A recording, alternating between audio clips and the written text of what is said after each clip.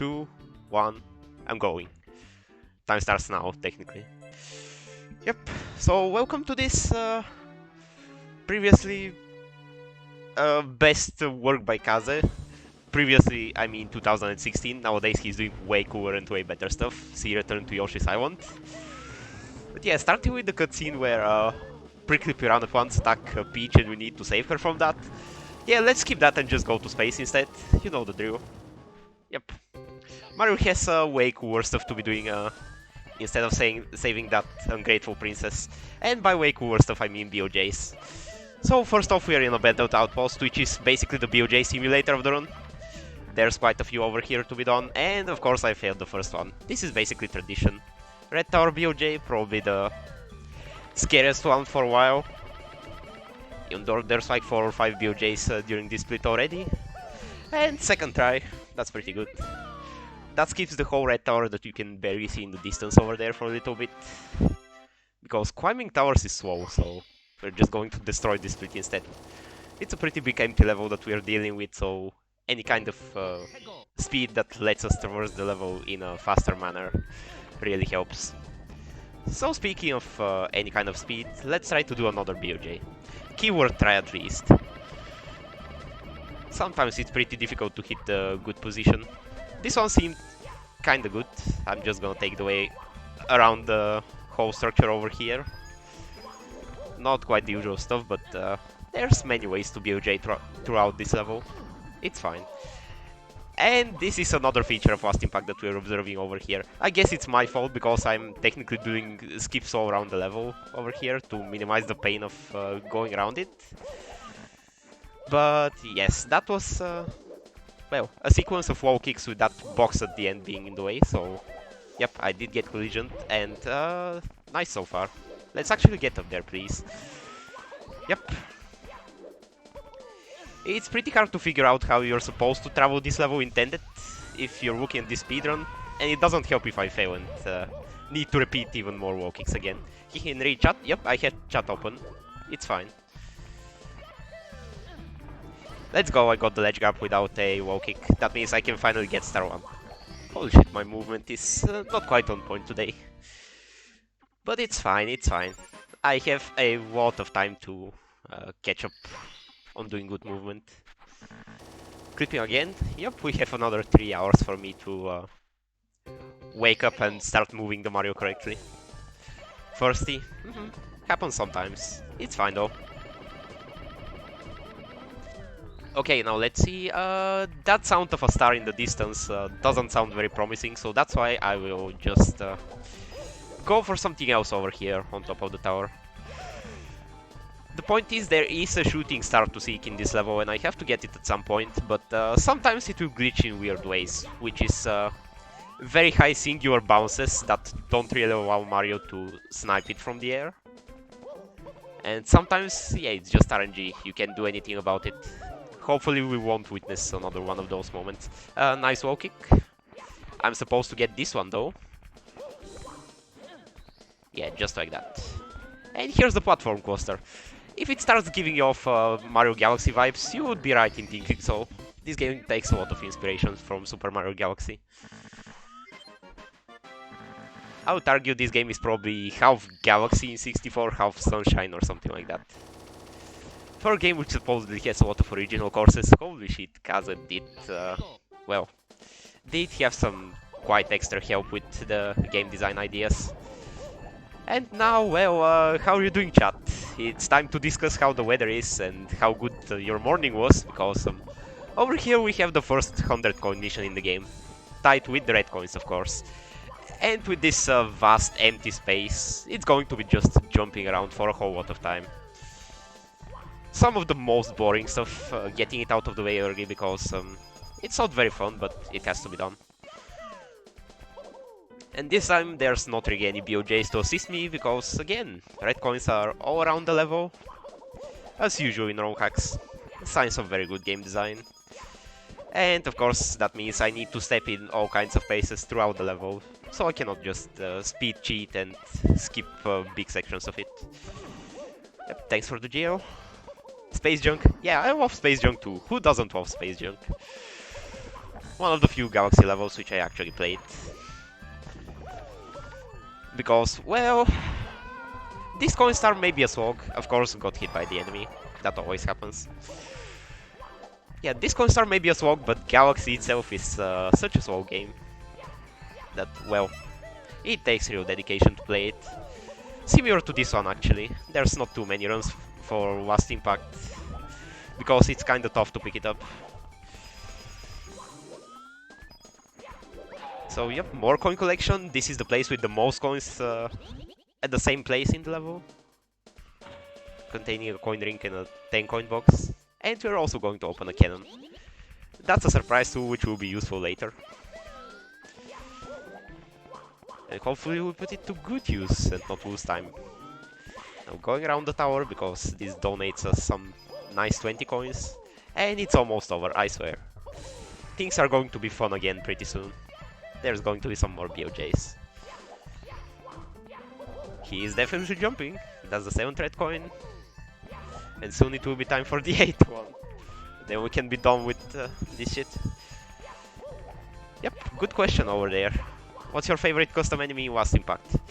Mine, I have no idea. I can tell you one thing, it's definitely not one from this level. Yeah, the enemies in this level kinda suck. There are some invincible ones, there are some Octumbas, upgraded versions of Goombas which will shoot at you. Yeah, as far as some favorite enemy goes, it's kind of a hard deal. The Goombas. Oh yeah, that's right, Goomba Bros might actually be some of the funniest enemies in the game. Viruses in Course 13, as far as bosses go, maybe? But nah, I think Goomba Bros are better. They are actually funnier, both to fight and with the whole dialogue they have. Mine's the Fuzzy there, just too silly. Ah, I see. Yep. I mean, Fuzzies would be great if they didn't quite interfere with my runs. We're probably going to see this later, but let's save that for Course 1, to which I will return at some point, I promise. By the way, I made the mistake of not opening splits, so it will be fun if I forget where to go at some point. That would be totally not embarrassing. Okay, so it appears that we have like 2 BOJs left. So let's see. Pretty good BOJ, if I could say so myself. Pretty much a textbook BOJ and landed to the right of the usual position. So it's time for another skip over the wall, and now it's time to basically redo Star 1, but this time it's gonna end with a cannon shot. Okay, this time this is how the movement should look like, if it's fast through this section. Yep, nice BOJ. So far everything is going fine, so I'm already getting pretty scared about the cannon shot. Because here we go, it's cannon shot into the space. The idea is to hit basically the middle of this asteroid in order to hit the star which you see below it over here. And I might or might not miss it, which might or might not lose some time. Case in point. Yeah, pretty unfortunate. And I basically only get 2 tries because, well, 6 total HP minus big fall damage. You know what it means. Also, for whoever isn't aware, I'm playing on keyboard, so this is extra fun for this reason. No fine-tuning of the cannon shot. It's just shoot for it and hope you don't miss. Okay, this hurts. This actually hurts. This is the first major time loss we are witnessing in the run because that definitely cost some time. At least you're going to see a cool cutscene for it. Yep. In the meantime, while we didn't save Princess Peach from the piranha plants, they decided to screw off, and now instead we are having asteroids attack also in the main world. So yep, moral of the story, if you're unable to shoot away the asteroids, they're going to come to your Mushroom Kingdom and attack it viciously. Yep, that cutscene totally wouldn't have happened in any other situation.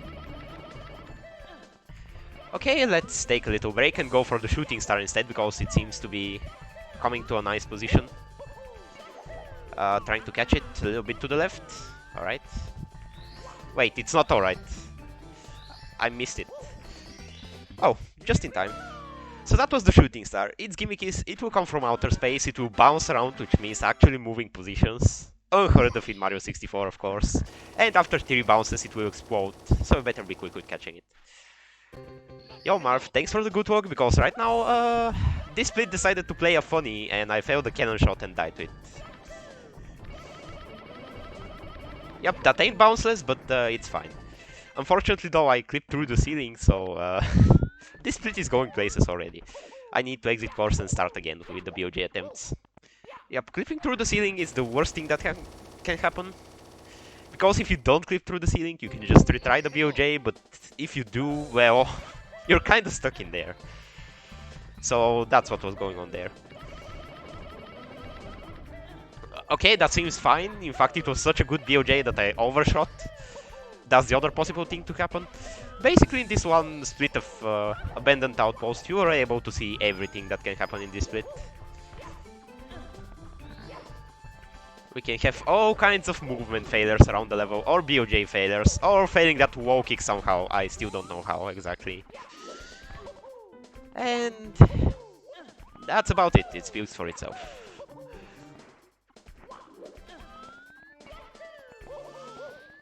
Okay, this time it's basically a Daredevil cannon shot.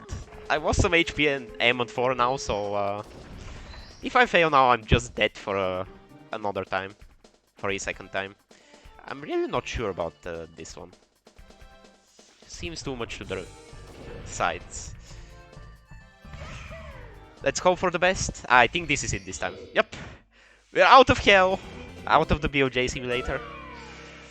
So much for Abandoned Outpost. It was nice knowing you, not really. So we're just going to continue with way cheaper places.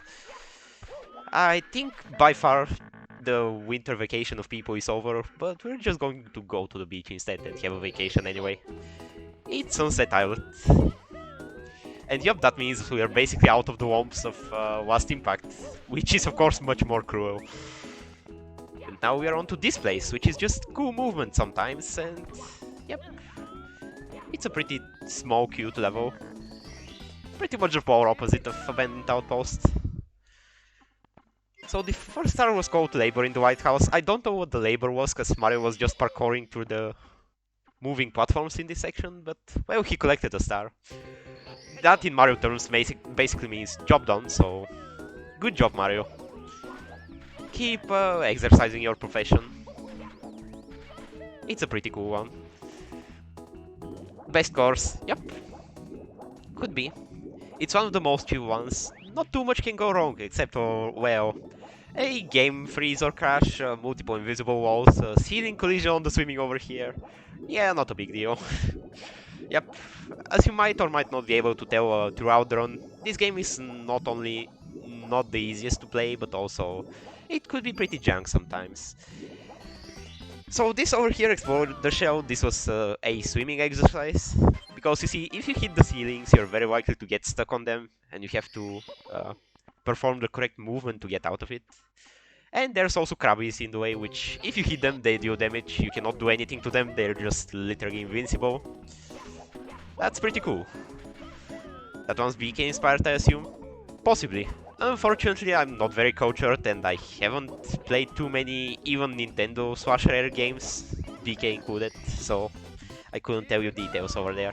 Okay, over here we had a frame walk, which basically allows players, especially keyboard cheaters, to alternate between neutral inputs and directional inputs, and climb steep slopes which are not slippery. And in that way I skipped the usage of the Fire Flower. Don't worry, we will see the Fire Flower later in the run. But this time it's not necessary. It's skippable. What if someone made this hack but without ASM? I think that's called Mechanical Madness 3 or something like that, because that one definitely stole courses from Last Impact, and it was, of course, not spectacular. Of course, it was boring as hell. One thing we have to give Last Impact is, well, it could be junk, it could have all the ASM which, and collisions which do stuff like this. Pretty weird stuff, not easy to figure out. But what it does have, it's fun, also. It will undoubtedly be fun to someone. If I fail, it will probably be fun to the audience. In what way exactly? It's just, well, it's not boring in the slightest. Joystick frame walk, yep, that's a chat moment. In order to frame walk on joystick, macros are allowed, because otherwise keyboard players would be at an advantage, and yeah, that's a pretty cool topic. Anyway, about to round off the second 100 coin mission. This one is actually an 80 star, that's how small and quick it is. Also, I'm commentating like a chat Sigma male. Thank you. Thank you. I'm practicing this because I like this game so much that I would talk about it all day, so, well, trying to put my talking to good use. Okay, unfortunately, we got the game crashing course 3. Let's go. That's one of the reasons why my estimate is way higher than my PB, and my PB is not the best, by the way. Because, well, this is the last impact experience. In certain places, the game is notorious for crashing, and there's not much you can do about it. In this case, well, this is one of the crashes which, during my entire play career of Last Impact, I haven't met that often, but for other people it's pretty common. And the deal with it is that I think there was some leak in Core 7, which is actually a completely unrelated place we have not been to yet. Either Core 7 or Gumi Ambience, the graveyard version. And there's an object over there which is basically spilling garbage over the court or something like that. I think that was the story I heard from Kaze at some point. And that object is causing a game crash in Course 3 under specific circumstances. You can kind of predict if things are good or bad depending on the Boba position, the giant fish which is trying to eat Mario, in the coral reef. Depending on the different positions, you can usually tell how it's going to crash or not really. And wow, this is going pretty terribly. It's secretly a glitch exhibition stream. Nah, it's not even a secret at this point. Every single time I play Last Impact, something will happen and it will be a glitch exhibition, whether I want it or not. Average marathon walk. Yep. I did think I will be able to beat my estimate by a whole lot and able to showcase Easter eggs or the boss rush, but that's probably not happening. Which is fine. This is indeed just the Last Impact experience. Wakit you though, I will definitely kill you because that's part of the regular procedure. And when I'm saying the coins are quick, you can see I'm back to 85 coins already. Now it's time for Coral Reef Round 2. Holy shit, it's interesting how courses exist on the spectrum of would make a good vacation spot and is another hellscape, and usually that tracks pretty close to difficulty. I mean, same, but it's the vacation course and not the hellscapes which crash the game, which is kind of a shame. Now gotta pray that the game won't crash. I think there's a pretty high chance that the game won't crash once I'm at this point. Now we just gotta avoid the second highest danger, which is the Bubba actually going around the place and locating me. Speaking of, holy shit. I swear I have never seen the fish in this position in particular. Blocking the red coin. What a chat. Can we have another chat in the chat for the Bubba actually doing this trick? Holy shit, that was something. Yep. And remember guys, every copy of Last Impact is personalized, which means sometimes the enemies will be smart and they will be able to track you and impede your progress in the worst way possible.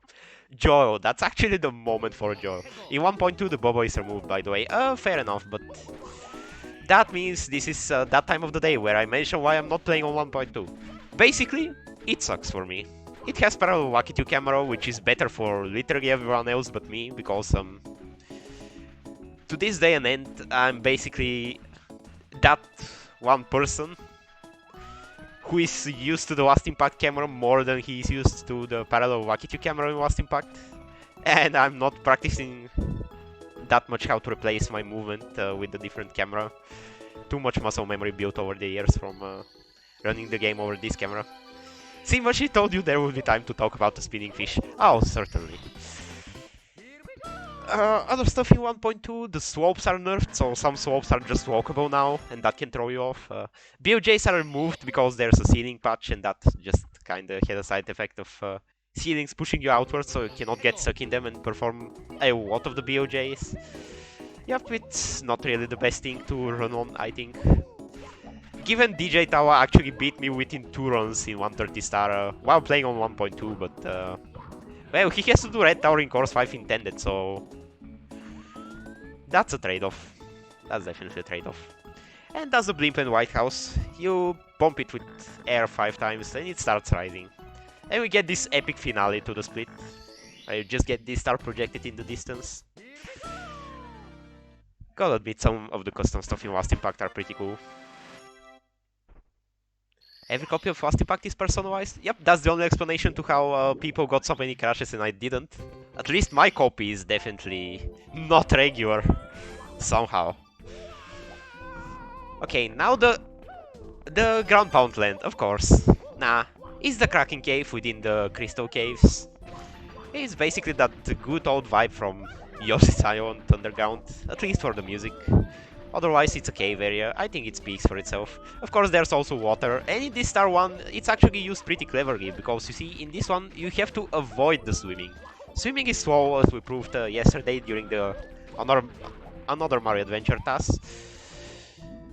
And for that reason, I'm trying to skip all swimming possible, which in this case involves some more frame walking and just hopping around the platforms, skipping a few on the way, because going around is pretty slow.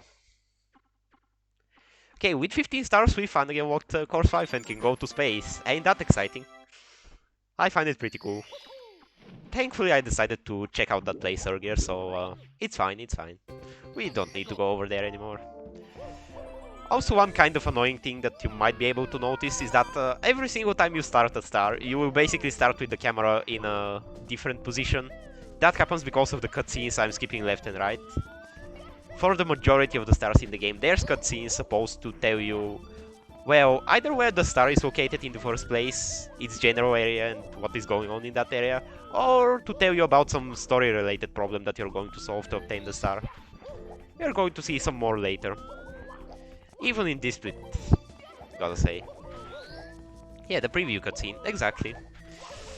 I see Pet the Mushie in the chat, thank you very much. Trying to speak way too quickly, by the way. Not really recommended. Pro tip to everyone trying to speak for any kind of reason. Think before you speak.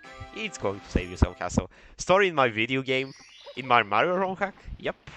There's some traces of story in Wasp Impact. There's this overarching story with the attackers from space. And there's also mini stories throughout the different levels. But they don't overshadow the platforming. Good or bad platforming still takes the cake. You will be raging primarily not at the story because it's that good or bad. You will instead be busy trying to figure out the invisible walls and all the objectives that are not that clearly explained throughout the game. For this one though, well, welcome Frog Mario. We have I think the first showcase power-up during the run. There was Fire Mario in 2 courses earlier, but I managed to avoid it. Instead we have Frog Mario, apparently for Super Mario Bros. 3. It helps you swim faster, and also the air meter we saw earlier during the course 3 coins, it doesn't exist. It means Mario can breathe underwater forever, without suffering penalties. Not even on the main HP. I'm just chilling at 6 HP right now. You pointed a gun at Kaz's head? Yup. Sounds about right. Yeah, at least he created 1.2, so casuals can suffer less while playing it. So yep, with that frog suit, allowing me to swim faster, that means I can kick the mermaid's ass for telling me I'm a loser. A loser human, thinking I can compare to mermaids. Well, the point is, I actually can. I mean, here we go.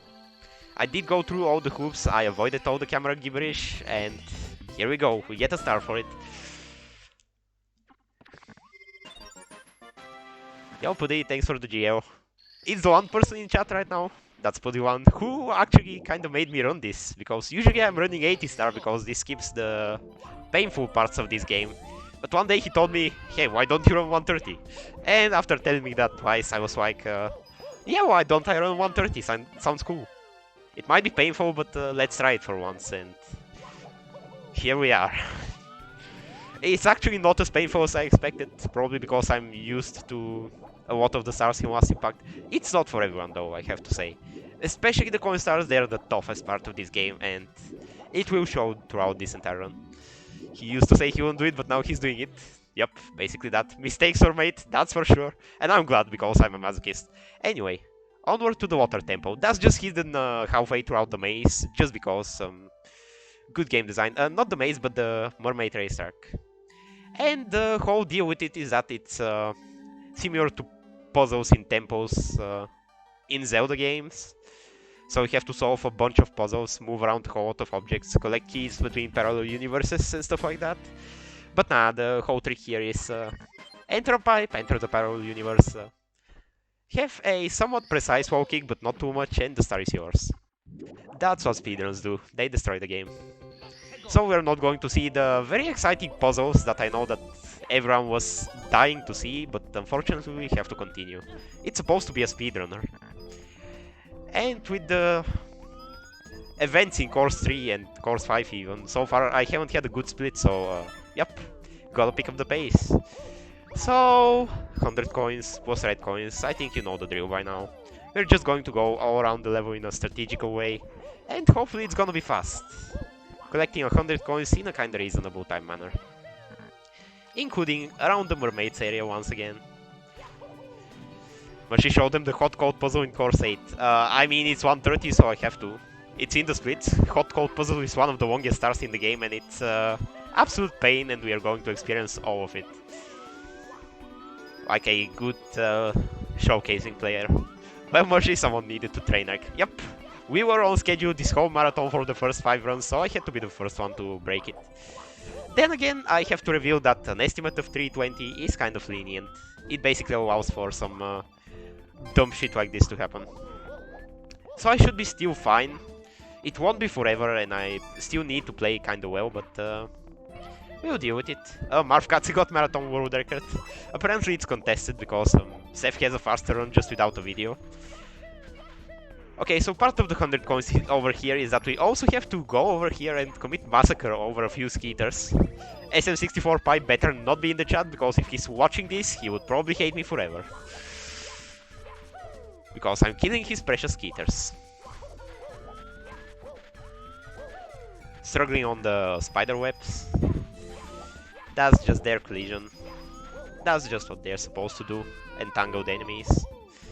And that should be enough coins to finish the route in the next 20 seconds. Star Revenge, Star Roll, and Last Impact. Exactly. Only the best of the best in this marathon. And Last Impact is what people would say in the chat.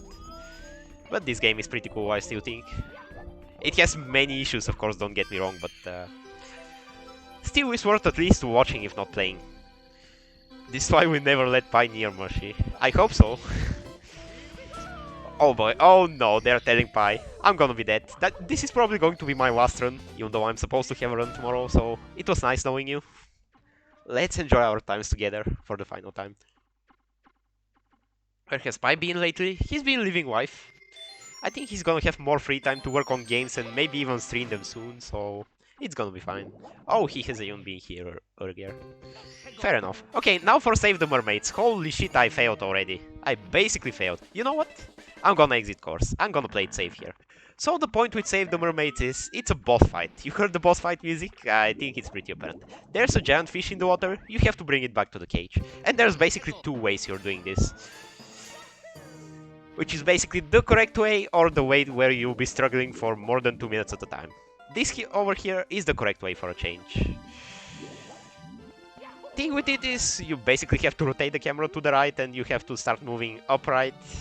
And then basically you'll be swimming in a good position for the fish to track you correctly to the cage. Not correct way to deal with the fish include fish getting stuck in the ceiling, or, well, its first launch not being towards the cage. And in that case, just good work attracting that fish, because it's tracking. I don't know how Kaze programmed the tracking method, but it sucks. You have to catch it first try, otherwise you might as well exit course and just try from scratch, from the starting position. Well, so finally we get to course 1, Wildlife Valley, and we have a pretty iconic star over here. Touch Fuzzy, Get Dizzy. Whether you've played original Yoshi's Island or not, this one should be interesting to you. Okay, trying the skip, I actually got the wall kick. So, when you touch Fuzzy, big surprise. We get transported into SM64 Chaos Edition, also made by Kaze, by the way. I hope it doesn't shock you. Who else would make a roll hack such as this? The company is addictive. Holy shit, that's a sentence. Good on you that you're, well, having the motivation to be hacking. Yep. Swag wall kick. There is a second swag wall kick that will make this even faster and supposedly skip the fuzzies, but sometimes the fuzzies are moody and there's not much you can do about them. Just try not to lose too much time, not to fall in the pit, because since it's the first course, the pit will not kill you. It has opportunities which will carry you back to safety, but that safety is in the start of the section. So you are losing time if you fail, which makes sense.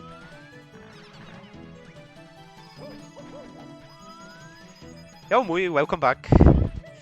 Okay, so for multiple splits I was talking about things which are not really the best with this game. For example, the fish boss we witnessed, or the game crash with the Boba in Course 3. Well, that's not something that I will be talking about during this split, so let's talk about something else. So I think in my last stream where I practiced some stars of Last Impact like 2 days ago, Kaze showed up and said he kinda got the idea to make a supercut of Last Impact, which has about 50 of the best Last Impact stars, which I think he since cut down to 40. And well, that means that we might be getting a Last Impact best of eventually. I gave him a list of stars which I think would be pretty good for runners and casuals alike. He also had his own list, he didn't entirely agree with me.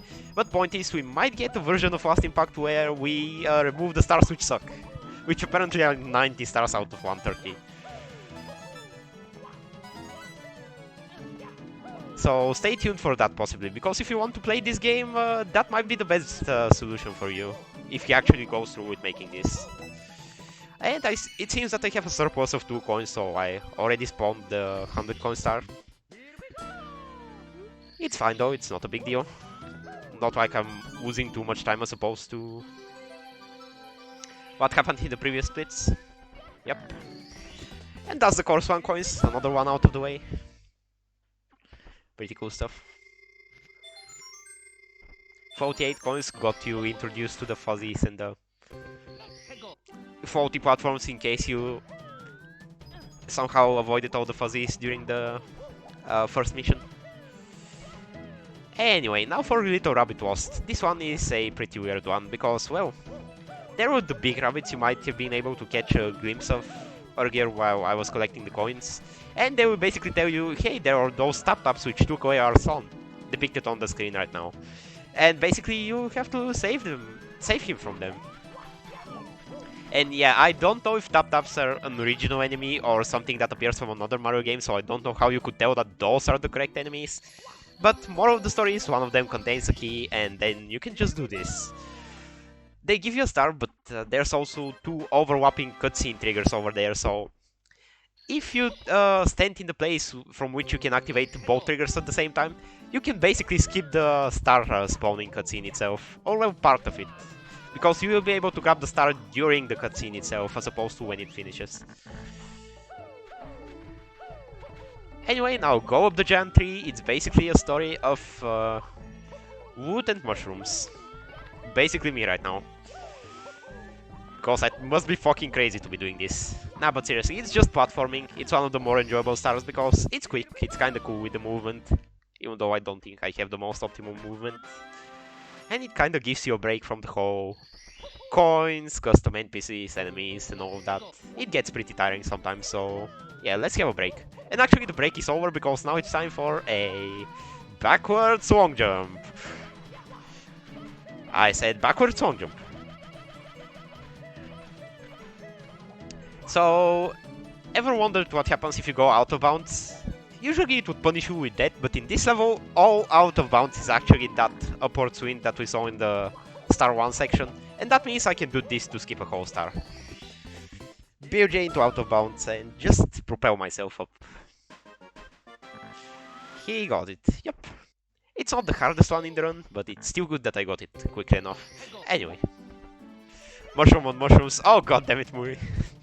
Nice one, nice one. Okay, now find the lonely monkey. I think this will be one which could possibly make it in the supercut if it happens. Basically find this monkey, for which you do not get a cutscene by the way. It's a true scavenger hunt.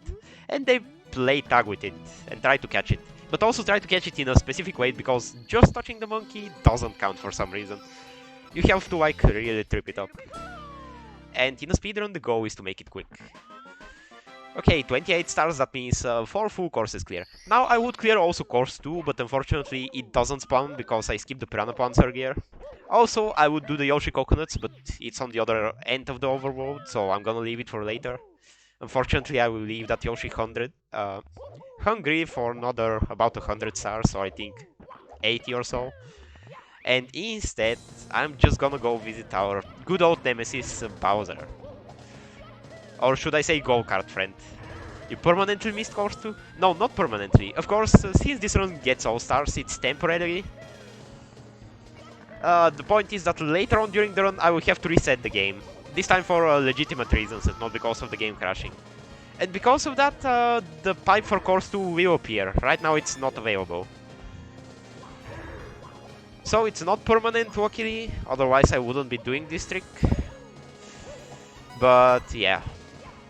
Still, there are consequences for going to course 5 first, but it's still faster than beating the Piranha Ponds. Because beating the Piranha Ponds doesn't give you any star. It just unlocks the courses. But we can do without that. Yeah, the backtrack is going to happen anyway, so it's fine. Okay, so now for a pretty weird skip. I just clipped through the ceiling there because it's really weird, the collision over there. Part of the ceiling just doesn't exist and I can return from the secret star area by just doing that. A kind of weird wall jump. You cannot go too high and you need to strain to the side at a specific time, but not immediately. I think that's one that I found and nobody else has found, so at least I did something useful for Last Impact. It's kind of consistent nowadays, I kind of know what is going on behind the scenes, but well, you never know. With this game, if it's not for game crashes and BOJs, then one of the recurring themes is collision. All those invisible walls that we're talking about. And now over here, I'm moving on the railings of this lava ride, because at the bottom of this lava section, there is a wooden platform made of 4 wooden blocks that I'm supposed to use. Holy shit, that was kinda dangerous. But I'm going to skip that. I'm going to do the rideless, because the ride itself is really slow. Seriously. It's not even comparable. You gotta do this skip, you gotta be in the cool boys club. Ride skip. Even better would be to not just skip the ride for the red coins, but also, after getting the star over here, to die and skip the key 1 gate, which is possible with another kind of difficult BOJ. Unfortunately, I'm not that good, so I gotta beat Bowser instead. Like so. He has a spiky tail nowadays, so you have to throw a bomb at him to explode him. Because regular throws will not work, luckily. Yup, this game doesn't have any throws. If there's one reason to run this game, well, there's many reasons against it, but one reason is we don't have Bowser throws. In fact, we don't even have Bowser anymore, because, spoiler alert, the next boss will not be Bowser. That's it. Bowser actually freaking dies in this game. We killed him and he's not coming back. He's not the main villain for today. Part of the story of Last Impact. By the way, if you missed BOJs, here's another one. This keeps going around the whole level. That's boring and slow, so I hope that was swag enough for you. I did snipe the star, so yep, there we go. Got the BOJ and got the wall kick. Because usually there's sloppier ways to end this star. This was one of the best ones. I can't believe that Bowser is hacking that. Exactly. BOJ got. I don't know about that one, but I think I managed to redeem myself for course 5. Okay, I got the... oh no. Now look at that. I got the quick hot bully kill, but I also got baited by the hot bully. With his last dying breath, he forced me into the lava. After burning me for 3 HP, which resulted in a death. So, yep. The bully had me pay back for the good BOJ that happened. Okay, that's better. Yep, the thing is that this is probably the best way to beat the bully, because the collision over there is surprisingly glitchy, and sometimes it will push the bully as showcased, leading to a faster kill, but it's also riskier, because that hot bully has a shield of fire. And we did witness this effect, so I don't think I need to explain. So that's most of Overworld 1 clear. Now we are going to the second one.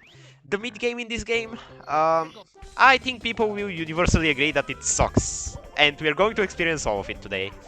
Starting with course 6, Super Sweet Sugarland. I hope you like sweets, because this course has a whole lot of them. In all kinds of shapes and forms. Sweet candy, donuts, candy canes, lollipops. You name it, it's here. Even those cherries and waffle cones for ice cream. Yep, it's fine. Also, if people want to see BOJs, they should look back at the opening run of the marathon with the TAS. Yep, that's for sure. I did what I could with the BOJs, but this is basically, I think it was the last one in the run. There might be a wild BOJ later, but I don't remember it. Now we're out of vacation places and on to some exotic places. Yep. Actually, no, not all of the places in Overworld 2 are exotic. Some definitely are, but we'll see. This one is an exotic one for sure. Later on, there will be a fire/ice level, which is such a generic trope in Mario games. Such an overused gimmick. Or level theme. So, yep, this game has everything.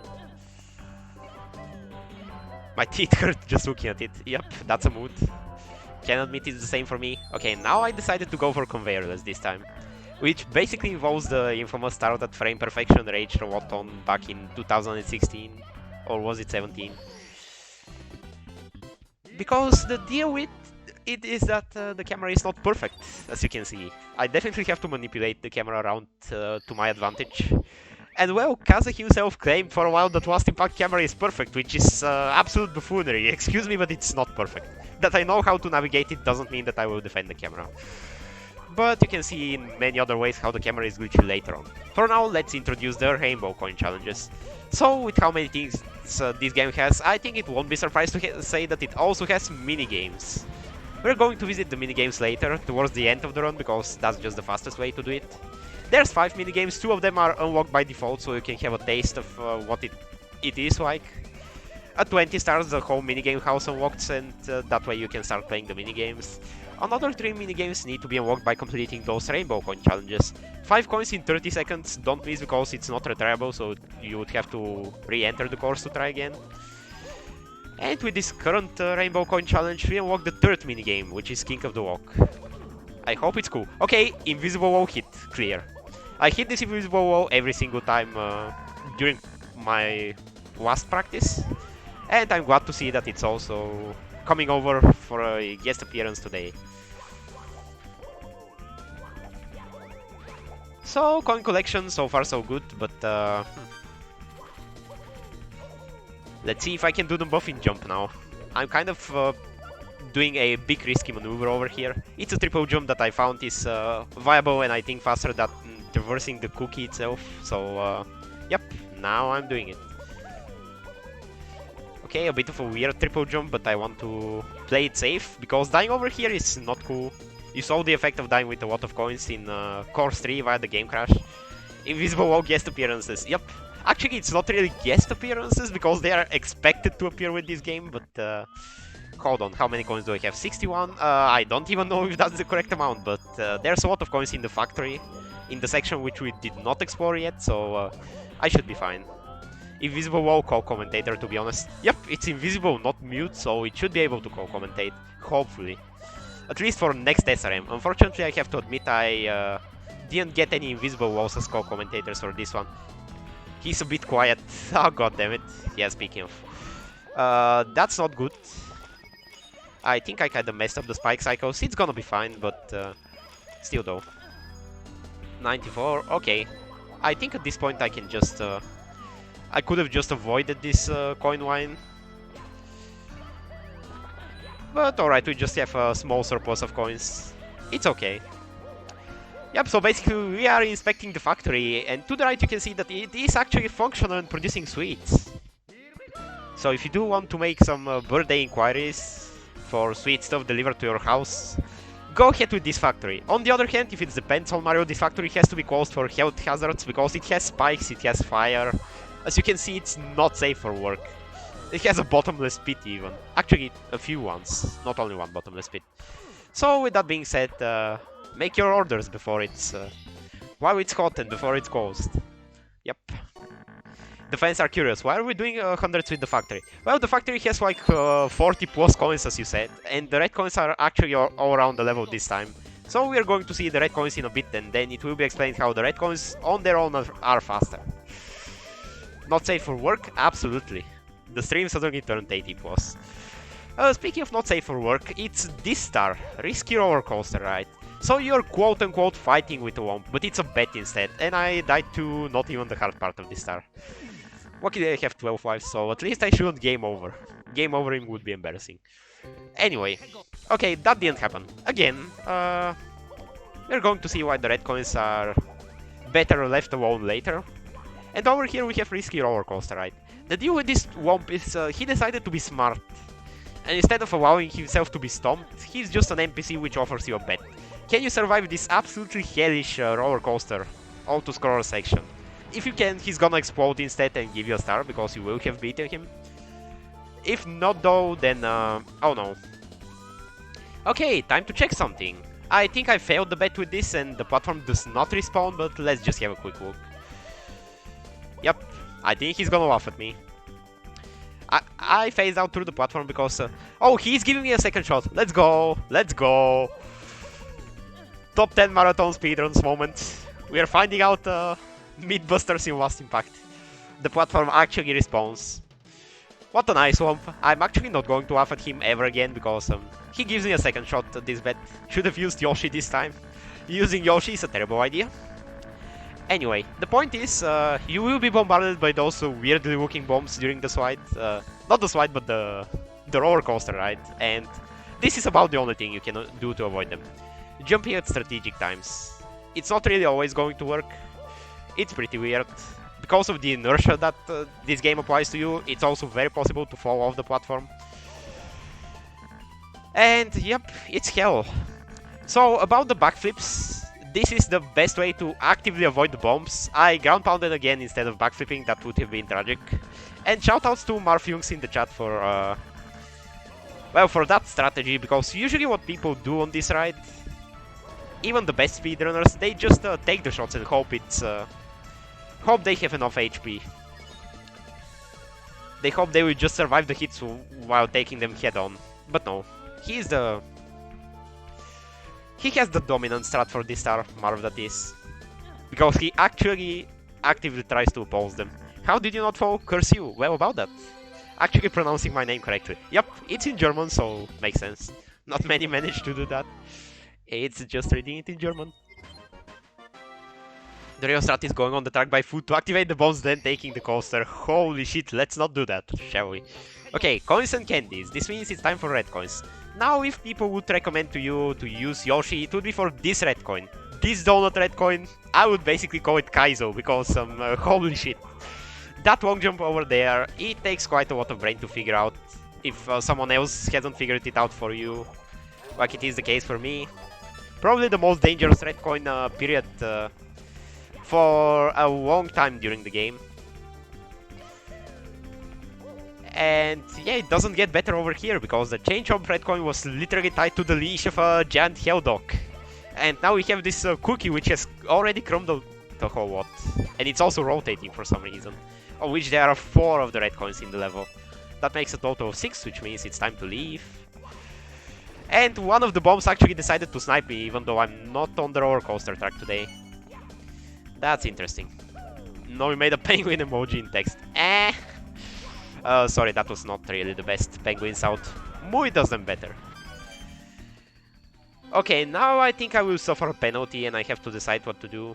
I'm just gonna take the roundabout way, because at least that way I can act on it. So basically the chocolate volcano that we saw a few times, and that was my main platform for going to the factory, is completely brown right now.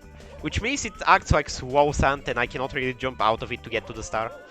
I guess it was the same thing going around, because it just ended its effect. But yeah, I wanted to do everything possible to avoid it. I just couldn't catch the good cycle, unfortunately. That was pretty good. Oh, come on. Alright, feed the chomp. That means I need to do this. Of course, slide off, because without the slope nerf, or should I say slope kill, slopes are pretty willing to cuck you in this game. Mobile clipping is horrendous. That's true. Mobile clipping fucking sucks, and I don't know why Twitch is so hostile towards people on mobile when they supposedly make up the most people who watch. At least based on general web statistics. Anyway, so we're using Yoshi for his, I think, intended purpose of eating enemies, collecting eggs, and now I'm going to shut up for a little bit and explain later.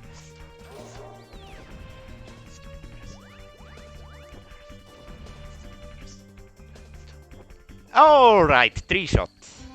Should have told the chat to guess how many shots it will take me to actually kill the chomp. The minimum is 3, because 3 successful shots spawn the star. The point over here is that I did some counting in Russian. Shoutouts to Agwap for giving me that opportunity. Quick check. Yes, I do have all the stars. Holy shit. And yep, that counting allows me to hit the chain jump without actually missing the shots, because its hitbox is not what it seems. It's way more actually than the whole giant sphere that is used for the visuals. And right now we're in the giant desk, which of course, with its Warriors Lava gimmick, is a throwback to everyone's childhood. Because, well, that's the Kaze's intention with this course. You remember those times in school when you were bored and you made obstacle courses out of pencils and everything you had in the school bag? Yep, that's basically this course. However, what you definitely didn't have on your desk, or okay, you had it on your desk, but you probably didn't expect to see it in this game also, is a working calculator. Yep, this calculator actually... Oh, wait, I'm going to die. That's not really good, is it? Okay, that's a Death Star grab. I'm trying to bait you, but I guess I'm not the most... not the best one in confidently saying that things are going wrong, even though they aren't. So, yep, pretty fast-paced turn of events. I got the Death Star grab, which skips the start grab cutscene and saves me some seconds. And moral of the story is, yep, working calculator, the floor is lava, Death Star grabs. This game is epic for reasons like this. And now Prison BOJ, which I failed miserably. So now instead I guess I'm going to go for Craft a Star immediately. So, course 7. This one, for some reason people like the music and I don't get it.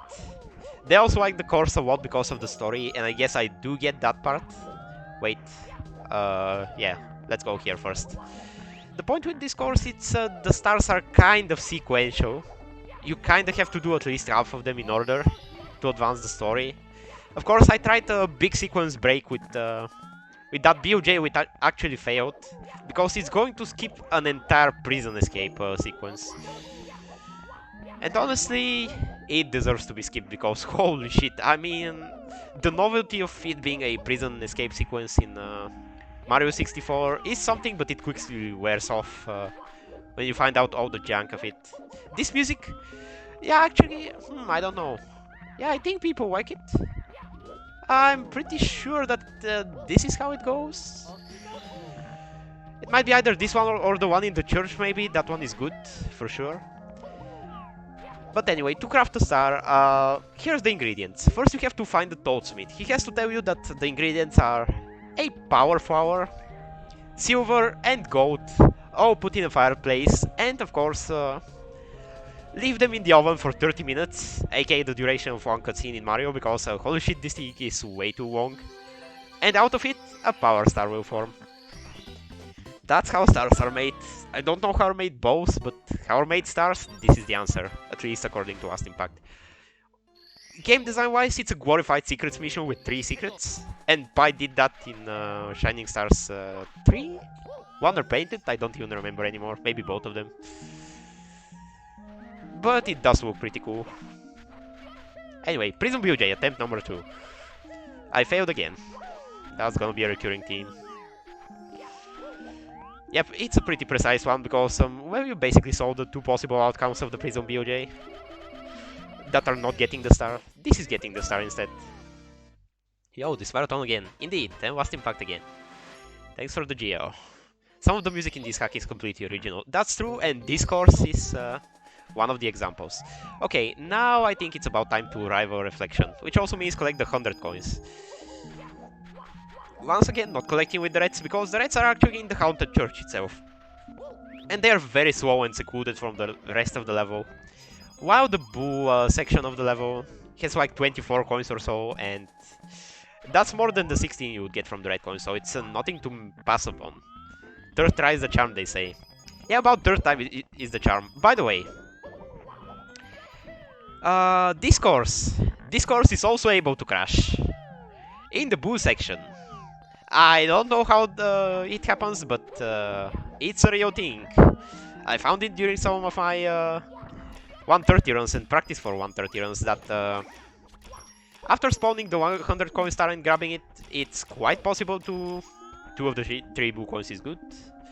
I am going to go back and grab these for safety, because it's not the time to be missing coins during the marathon.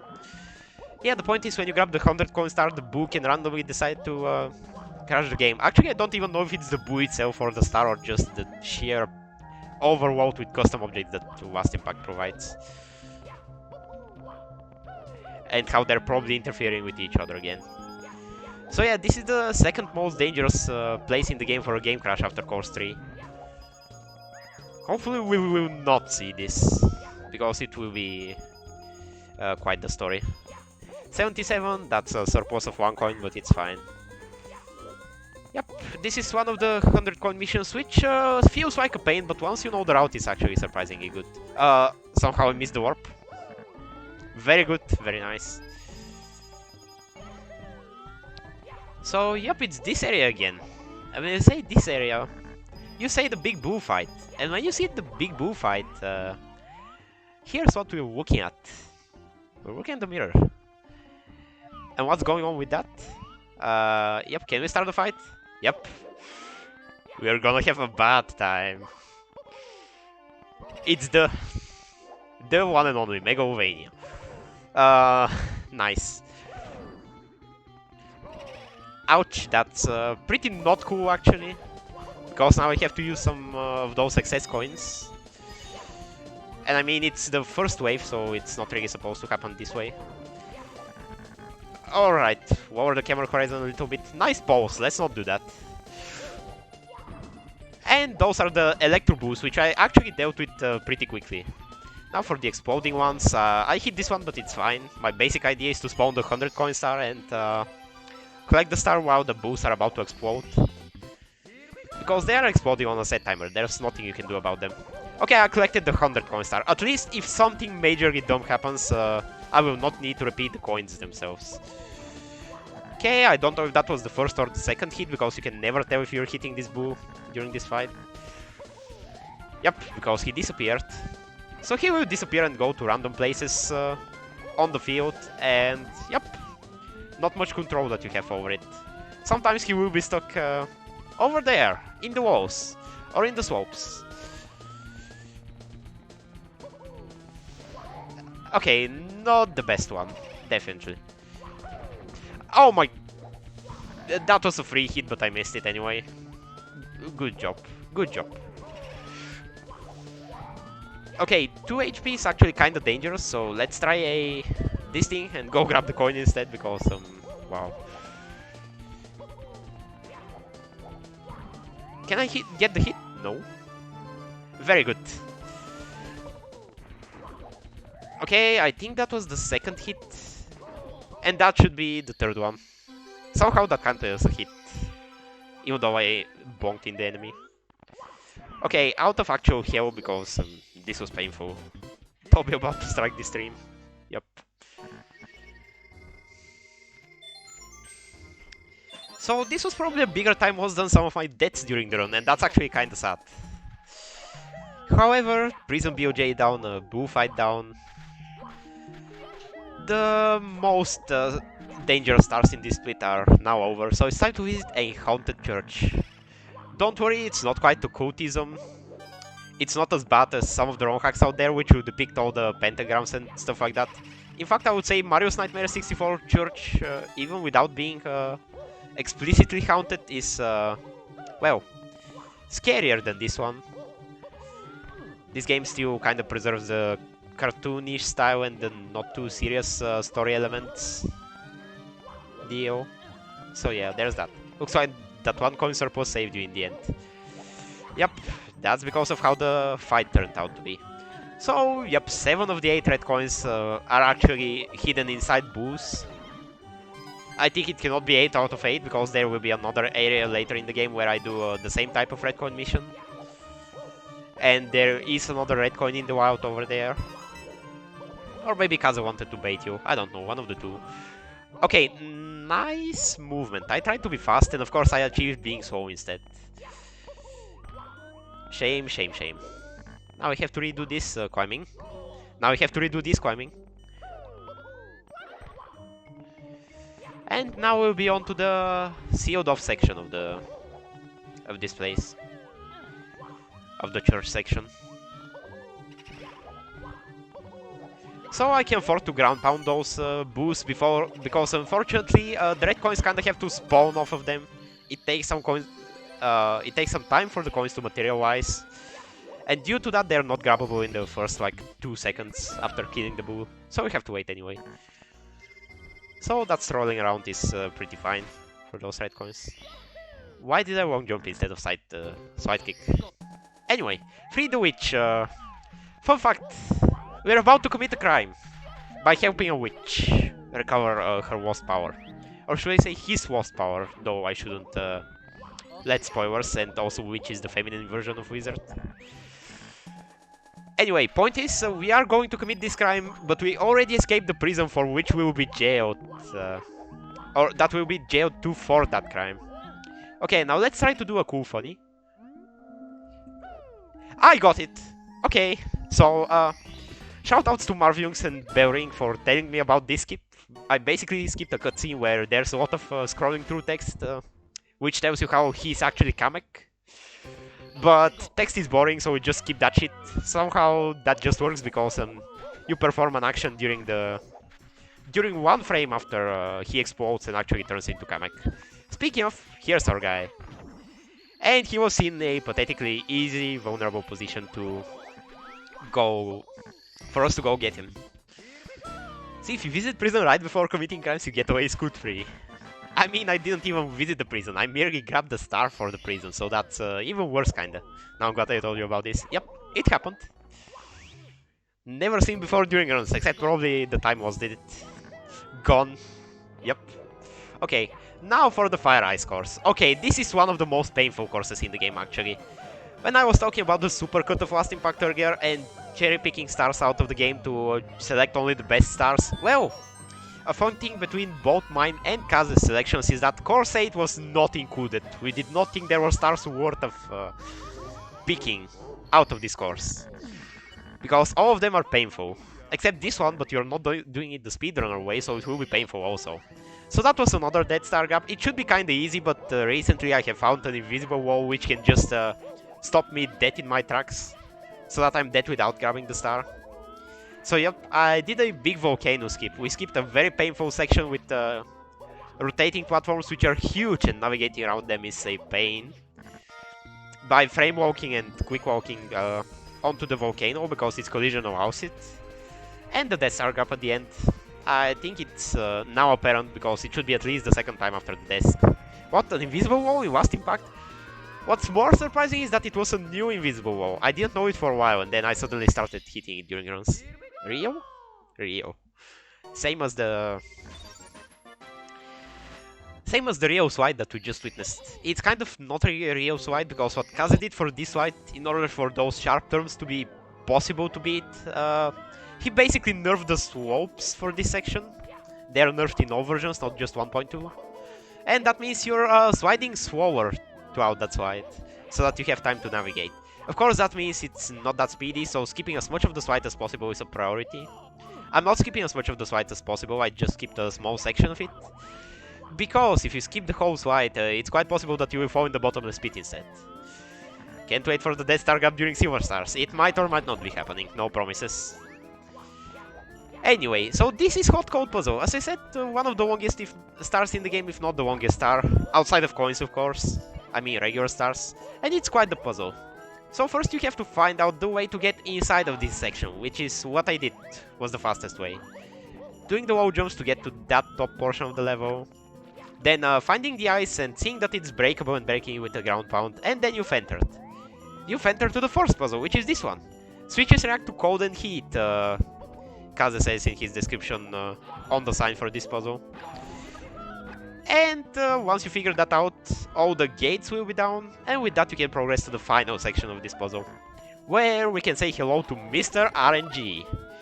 Because in this section, we have snowballs and bombs. Bombs will destroy snowballs. Snowballs will press those switches in those containment areas that we can witness.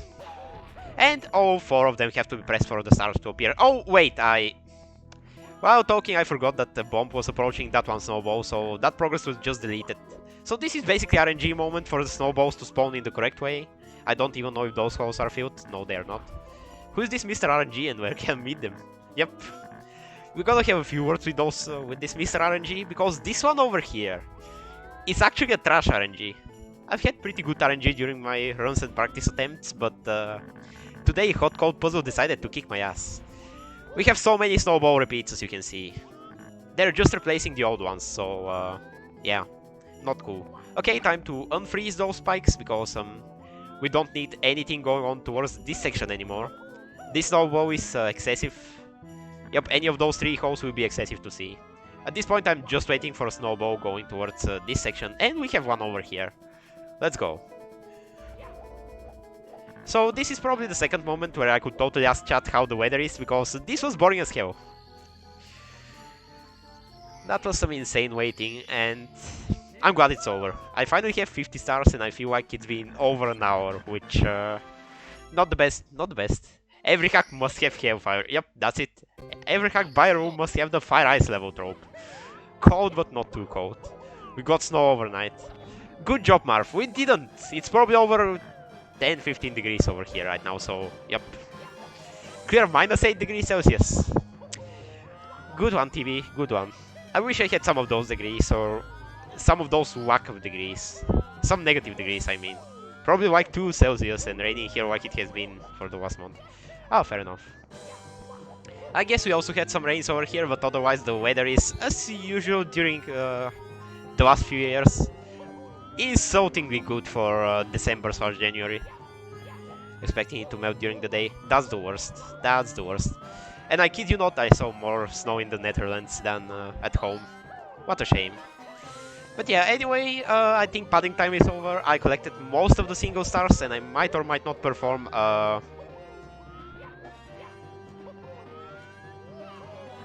self-damage, which actually is not going to help, so I'm not going to perform the Dead Star Gap. I'm sorry. I can go in the lava over here with 0 HP and grab the star again without watching the Star Gap cutscene. But I'm not going to do this with 4 HP because that involves 2 lava bounces. To me, that's both more dangerous than just grabbing the star, and not as quick anymore. Anyway, now it's time for our favorite game within the game, collecting the 100 coins. It's so much fun. Glacial red coins means all of them will be in the ice section. That doesn't help in the slightest because this Freezy is a bitch. Shoutouts for freezing me in the air and through a wall. Somehow. The trigger radius of these enemies is just ridiculous. You can't go near them, even though Kaze put coin rings near them. Because they will freeze or burn you, even though they're not looking at you directly. And that one, as you can see, that one just throws me in midair, through a wall, just where you get the deal. It's horrendous. I don't know why. Number 1, where the fuck is the last red coin? Well, fortunately, this is a speedrun of a game that I know, and for that reason, I will not wonder where the fuck the last red coin is. If I do, it will be a bad speedrun, and you should laugh at me. Oh my... Actually broke through it. There's a ceiling over there throughout all of that collision, so for that reason... Why am I getting this spin drift now? Anyway, we're fine. So for that reason, I was scared that I wasn't actually going to make it. I actually got all 8 coins, let's go. But I did actually make it out of the... Also, I wasn't supposed to laugh yet. Yep, clear. Nah, you're probably supposed to laugh all the time. It's fine. And now you can see how much of a pain collecting coins from around the Freezy is. Would you look at that? Holy shit. The gaming coin. Not wrong. So, yep, now we're collecting the red coins around the ice section of the level. Enjoying the goodies of this level, of which we didn't enjoy enough with, even with Hot Cold Puzzle just yet. Including those Blarks, which we are going to beat later. It will be necessary. For now, it's just avoiding them. Still not as painful as the coin ring on the CPU fan. Well, luckily I don't actually need that one, but we'll get to that part later. Yep, as it turns out, those most painful courses have one thing in common when it comes to collecting 100 coins. They at least have a surplus of coins, and they have options in what coins you can collect. Given it's not guaranteed that I'm always using the fastest options, there might still be only one fastest option. But still, you will have a lot of coins to collect around the level. This one included. Okay, now I'm trying to get frozen during spawning the 100 coin star, and hopefully that does something. But of course the Freezy would not freeze me right now. It will wait for me to pause out of the cutscene to freeze me. Yep. Or not to pause, but to break free out of the cutscene. Don't think those coins are meant to be collected. If they're not meant to be collected, why put the coins over there? Just decoration is a bad answer to this one. Just as a decoration is a bad answer. There should be a balance between decoration and actually collecting them. Anyway, so this level involved wall jumping over here, over this section a few times. Let's do it again. One more for the score. You know how it goes. So this time I'm going over this bridge, which means it's finally time to see some more of the fire section. Actually, not just yet. To make Crash mad. Yep, that's definitely Kaz's goal in particular. I think he makes people mad even without that being his goal, so imagine if he wanted to. Anyway, so I grabbed the fire flower, which means it's time to shoot off some fire. Where though? Well, that nice Blark we saw over there. That's a good target for fire, because it's an ice Blark, and I messed up because I came too close and he launched a launch attack at me already. So that's one. You know, it's actually just 3 hits you actually have to wait, because if you hit them while they're invincible, the hit will register during the iframes, and you're actually going to lose time, because they're going to just go into invincibility and into hiding for some more time. I actually got frozen. Oh, what a surprise. Now I gotta wait for the box to respawn. See, this is why freezes are such a horrendous enemy. I don't know what my favorite enemy is, but my least favorite, this one is definitely in the list. And let's wall jump one more time. Yep, why not? And I just realized that, well, there's probably no good way to navigate through this star. There's always repeated sections. Okay, here's the fire one. Let's actually showcase something cool. I'm not actually going to take damage and lose the power-up if I go on lava, because, well, Super Mario Galaxy with the power-ups over here. Yep, even that bonk, it does nothing to Ice Mario. It's just a minor waste of time. Just don't get frozen, forehead. That's a nice way of thinking, pretty positive.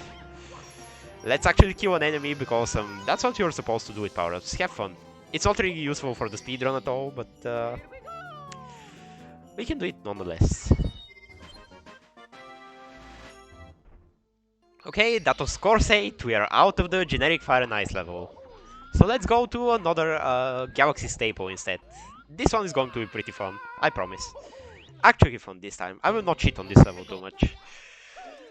It's Carried Honey Hive, the bee/honey level of Last Impact. Totally not a Galaxy reference, of course. I swear, this game had too many Galaxy references. So, yep, Bee Mario Exploration is basically the theme of this whole course, summarized in just the name of Star 1. Oh no, I'm actually going to talk to a bee. Ah, I avoided it. Not the bees. Yep. Cannot believe Kaze would steal content from Nintendo games. Yep, right. All this legal activity with drone hacks that we are doing over here. How the hell? And immediately, I hope you're not tired by coin stars, because boy, we sure as hell are starting with a coin star. So this is the third and final coin star that we are actually doing during an 80 route. It's not really one of the fastest ones, or it doesn't look like one of the fastest ones, but it has a pretty necessary component for the rest of the stars in this level. So it meshes well with it. Here's the Bee Queen quiz. She basically hasn't seen humans before, so she asks Mario 3 friendly questions about what kind of bee properties the humans have, such as their favorite drink between nectar and pollen, and whether they have a barbed or a smooth stinger. Yep, pretty human-like properties. And after answering the questions correctly, which, spoiler alert, any answer is correct, she doesn't know what humans are like, so she can't judge what the wrong answers are. You can just pick anything. She gives you access to the Bee Mario power-up. This guard just moves out of the way and allows you to go into the room. Home of the infamous 8-leg boss. Yes, but let's not get ahead of ourselves. There are good stuff to observe in this level before going to the spider boss. Such as the Bee Mario exploration basically being done over here. Don't ask about my stinger, that's personal. I'm always answering smooth stinger because it's definitely not barbed, because, well, we know what humans look like, if the Bee Queen doesn't. So yep, Bee Mario power-up. same as the Galaxy power-up. It allows you to basically flutter in the air, which is basically, for Super Mario 64 purposes, a discounted moon jump. Well, it is in fact more of a float, but it can be used like a moon jump in the proper circumstances. Especially if you find ways to cheat, or there's some cool tricks that maybe will happen, maybe won't, we'll see. In any case, B power-up is one of the most based power-ups in Last Impact and Super Mario 64 land at the same time. So, coins out of the way, which means we are done with all the coin routes, from 80 star at least. Of course, I still have to do like 6 more coin routes for the purpose of this speedrun. But we are not going to see one for a while, because, well, they're boring and there's better stars to obtain right now. Such as, again, B Mario Exploration. Go through the spider webs also. I don't know how he made the collision and I'm not going to ask, but that spider wall has never betrayed me, and luckily so. So this is your test on the bee mushroom. If you get this star, you're able to operate with the bee mushroom. And since it's the first star in the level, it's kinda probably intended to unlock it, then get this star before doing the coins or using the bee mushroom to your advantage in any other way. So, Panic in the Hive. This is one where skipping the cutscene kills the story, of course, because it plays the bad situation music piece, and it also points you towards this room with this pretty agitated bee, because we have some buffed scuttlebugs over here. Those are actually extra aggressive, will deal 3 damage and, well, can attack way easier than usual scuttlebugs. They will actually actively try to one-shot you. And once clearing those spiders, that means the babies, which you can see all around the level right now, totally, yep, Beehive babies, they're safe now, and this is worth a star. Finally Mario is being a hero, and turning the tides of the war between spiders and bees in the bees' favor.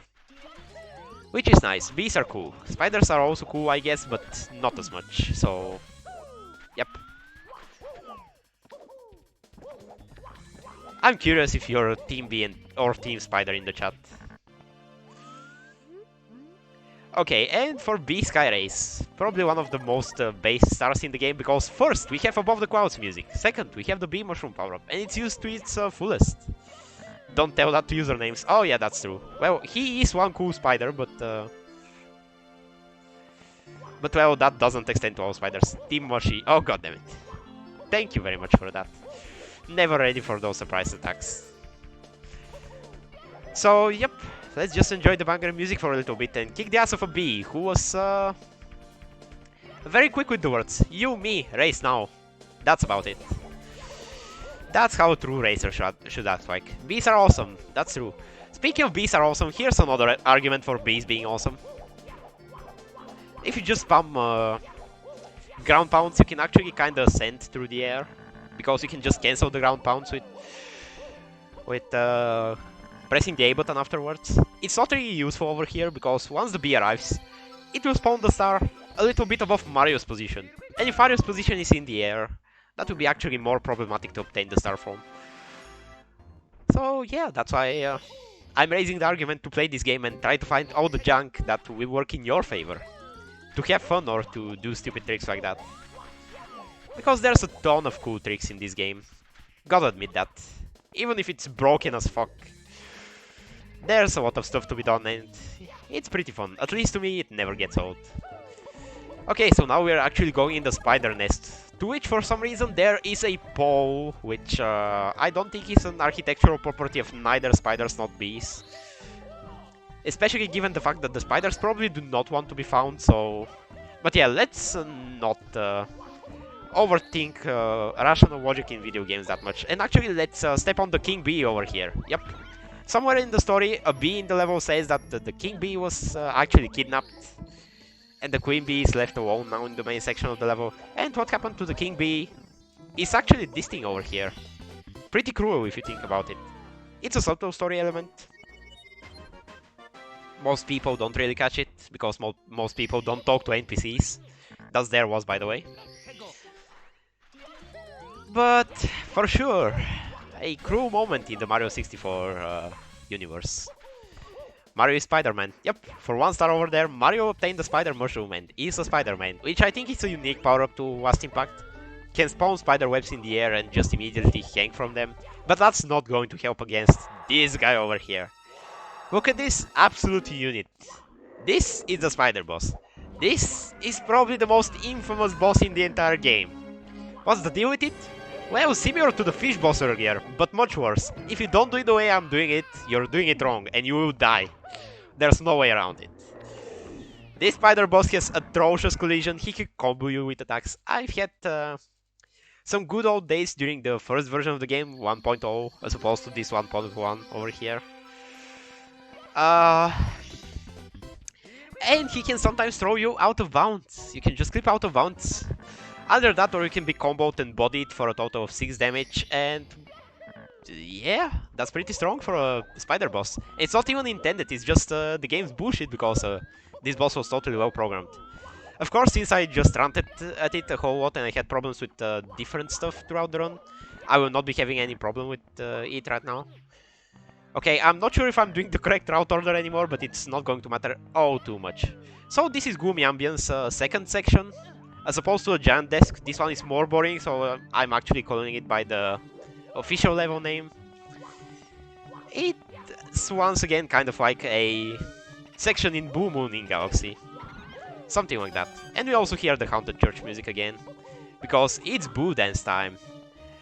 One thing is for sure with this one, it's the Boo's territory. Nothing to say about it.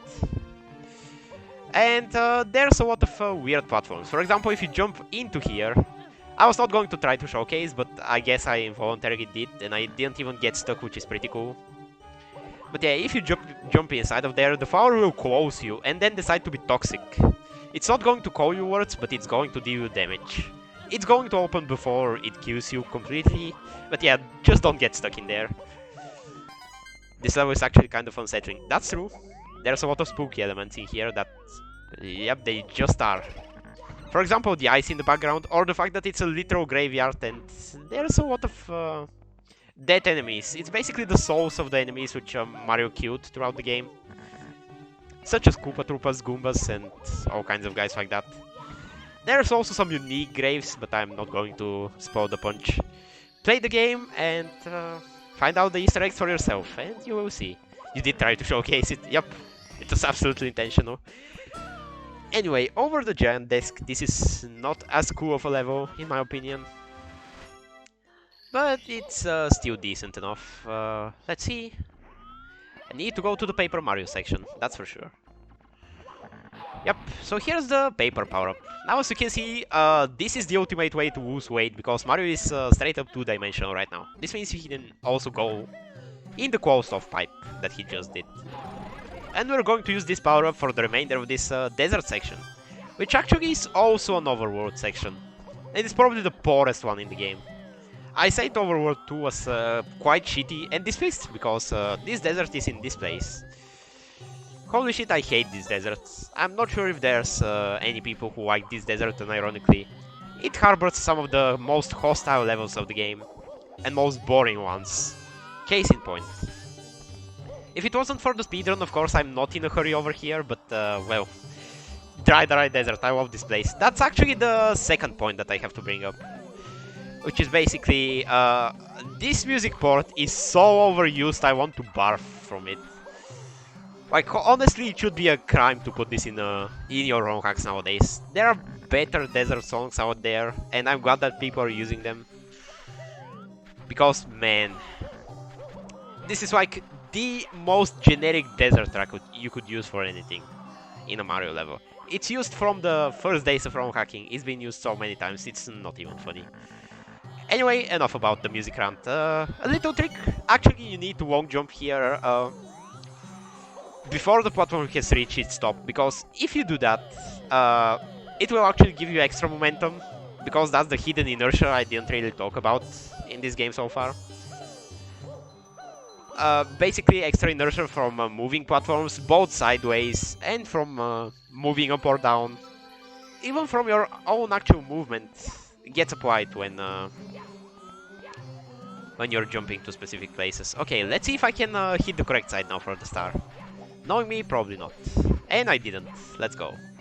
Actually have to go through this tunnel and get the star this way. I mean, the star spawn cutscene is broken, so there's not much I can do about it. Just gonna have to do some guesswork. And let's actually use the paper power-up to skip through another tin gate and go into the secret aquarium. Welcome. Once you hear Sky and Sea, you know it's going to be a good day with this fine example of music from Super Mario Sunshine. Because all the levels where Sky and Sea plays are obviously just pinnacles of game design. Sunbird, Pachinko, you name it. It sucks in Sunshine and it probably sucks over here in Lost Impact 2. There are better and even more peaceful levels out there with the Sky and Sea music, including the... well... Star Adventure Dawn 2.0 peaceful plains level. This one, the port, I think is a little bit better, but the level is much worse because, well, first, swimming. And if you weren't here last night for the beginning of the marathon, I have to tell you, we hate swimming over here. Swimming sucks. You mentioned 2 out of 96 unique shines that are bad. I mean, what? You're telling me the other 94 are good? Yeah, I'm not sure about that. How about the jail shine? It also plays over there and... but yeah, that's not about Sunshine, this is about Lost Impact. Yup, collecting the red coins somehow I managed to avoid all invisible walls. Like, there's a pretty nasty invisible wall in that mermaid figure, which was my, like, second red coin. And I managed to avoid it. Okay, wall jump over here so that I don't need to apply a Paper Mario power-up. One rock had a weird shape in this level. Yep, that's for sure. Many shapes are weird throughout Kazakhaks, and the bad thing about them is that so many invisible walls happen because he doesn't bother doing collision maps. With collision maps you can simplify a level's collision and make sure that people are not going to BOJ in certain places or not going to get stuck in certain places. But that's not what is going to happen over here. Here's the first above the clouds level which we're visiting in this run. The second one will follow shortly after, and you will notice those cloud levels are some of the hardest levels in the game and some of the worst levels in the game. Those stars are literally contenders for hardest star in the game, period. Both of them. So, in summary, some of the hardest should summarize these pretty well. Now, what's so bad about them, though, Mr. Streamer? Well, for one, there's the ship circling around the level, and I can tell you that just like everything with collision accurate to the visuals and not with a simpler collision map, somehow this entire giant moving object has almost accurate collision. Meaning, if I step to the left or right of here, to the slanted parts of this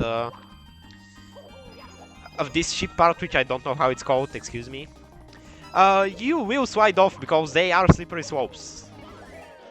For some reason. The edges of the ship there also have accurate collision, so I have to do this small jump over here, for example. Otherwise I risk my long jump being eaten. The bullet bills, somehow none of them shot throughout this level. That's because I know how to manipulate them. And this did look like a easy first try, but make no mistake, this level is brutal if you don't know how to navigate it. Even if you do know how to navigate it, it's really sketchy sometimes. Sometimes it's just luck of the draw of getting collision by invisible walls. Or getting shot by a bullet bill, stuff like that. Sometimes you do manage to not have that happen, but, well, it's not easy. It really isn't easy. I didn't pay this level proper justice by beating it easily first try over here. Personalized Lost Impact coming in handy again. Yep. Oh, isn't this the hardest course in the game? One of the hardest. Actually, let's go to the other one immediately, so we can just compare them. I remember AP losing a ton of time to these stages back when he ran this, and that's pretty logical. Okay, Sky High Island. So if you were pretty confused about the movement and what the hell is going on the screen, this level is not going to help. This level is bonkers and not really in the good way. And I also managed to die, let's go. Really rookie death. Not the best thing out there. Not the best thing. That means I have to climb this epic vine once again, which of course... yeah, it's pretty chill to have to climb something like this, because it just wastes your time and reminds you how you just died.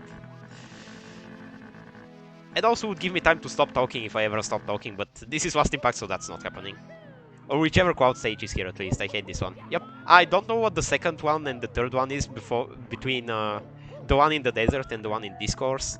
But both of them suck, so we don't need to make that distinguishing. The first Cloud stage, which is actually in Overworld 1, and we are going to see it later, that one will be much better. And luckily it has the Above the Clouds music instead of the shitty Slider remix, so we'll see it in due time. Anyway, now it's time for the second Rainbow Coin Challenge of the run. It's in this course. I don't know why Kaze picked the worst possible courses for the Rainbow Coin Challenges to be hosted in, because courses 6 and 10 are some of the weakest points in the run, or in the entire game. But here we go, we gotta live with it. Where did I miss a Rainbow Coin? Okay, that's actually tragic. Okay, I still have enough time, but not the best. Not the best performance of Rainbow Coins. Now that we did the Rainbow Coins, let's actually double down and gamble with the other Clouds level. So that bomb will tell you about the hole over there and how they tried... what was the word called again? They tried studying some stuff about the island and how that hole appeared, but they only found out that it's weird or something like that. I actually don't remember the text because it's been so long since I've read it, but it should be a hint about you to jump down here and find this atrocity of a level. Yep, all the hatred towards those Cloud levels because, well, I'm trying to perform in the best way possible in them in order to avoid all kinds of collision and unfortunate events. But it is really difficult, I'm telling you. Just trust me on that one, in case it seems way too easy and it seems like I'm complaining for nothing. I'm telling you, it's not for nothing. If you try to experience the game for yourself, you will probably have the hardest time over here. Okay, I can use a Cloud over here, it's fine. I can just collect another two. The deal with this level is that we have a ship once again, similar to the other level, but instead of going in circles, this ship goes on a preset path, and I actually wasted my Cloud there, which means I have to be extra careful towards the end of the level. Usually I'm into this section with an extra Cloud, but not right now, because I needed to use it in order to not die. Yeah, the deal with this level is that the ship is going around this rainbow to the top of the level, which you can kinda see in the distance. And it's taking its sweet time, honestly, which that is only for speedruns. You will probably feel in a great rush, especially towards the start of the level, if you're collecting the red coins casually and don't know how to collect them. And with that being said, now it's time for waiting. Probably the second best invention in video gaming after swimming. Oh no, the last boat level was okay, but this level, oh boy. Nowadays I don't really know which boat level is the harder or the more stupid one. And unfortunately, the cake goes to this level because I managed to trip on the ship collision, and we are going to see the whole level all over again. This does not belong in a 2-star difficulty hack. 2 stars, by the way, is an outdated concept from the times of SM64 hacks. We don't use this anymore, thank you. On ROMhacking.com, which is the one place where you can find all of those ROM hacks, they use a 10-point scale, which is way better, and I think Last Impact probably got appropriate scolding in the difficulty for stars like this. I'm excited to see the whole level again, nice. Yep. That is actually pretty tragic. Haven't had that happen in a lot of my recent runs and practices. I thought I had this level down to a science, but the ending of this level... Yep, cruel. One place? Yep, one place. It's not the place because another place is SM64romhacks.com. Shoutouts. RGC difficulty system is bad. Yes, but it's the best possible one because it involves the ratings of all the casuals and not just the 5 people who decide the ratings on a 5-point scale. So with that being said, yep, I don't think that's a good Cloud spawn once again, but I think it will make it to this Cloud. Yep, I have an extra Cloud now, which is extra safety, and yep, every normal hack on RGC just has a 4.x out of 10. Yeah, but okay, we can save that discussion for another time. Of course, now I regret that I brought up romhacking.com, but, well, I did it for the sake of promotion, sake of knowing where you can get all these nice ROM hacks from. Because seriously, you might be witnessing quite some stuff going on the screen right now, both in a good and a bad way, and I will leave it to you to decide if you want to play Last Impact.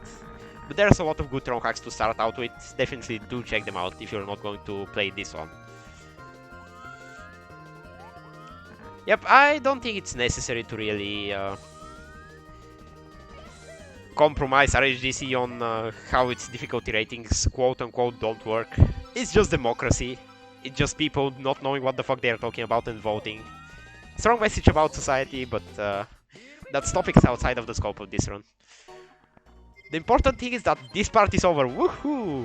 And that gets rid of, yep, the two most dangerous stars in the run, hands down. There's another above the clouds level, it's the first one. It is pretty free and pretty enjoyable though, so of course we are going to leave it for later. And now it's time for core stand proper.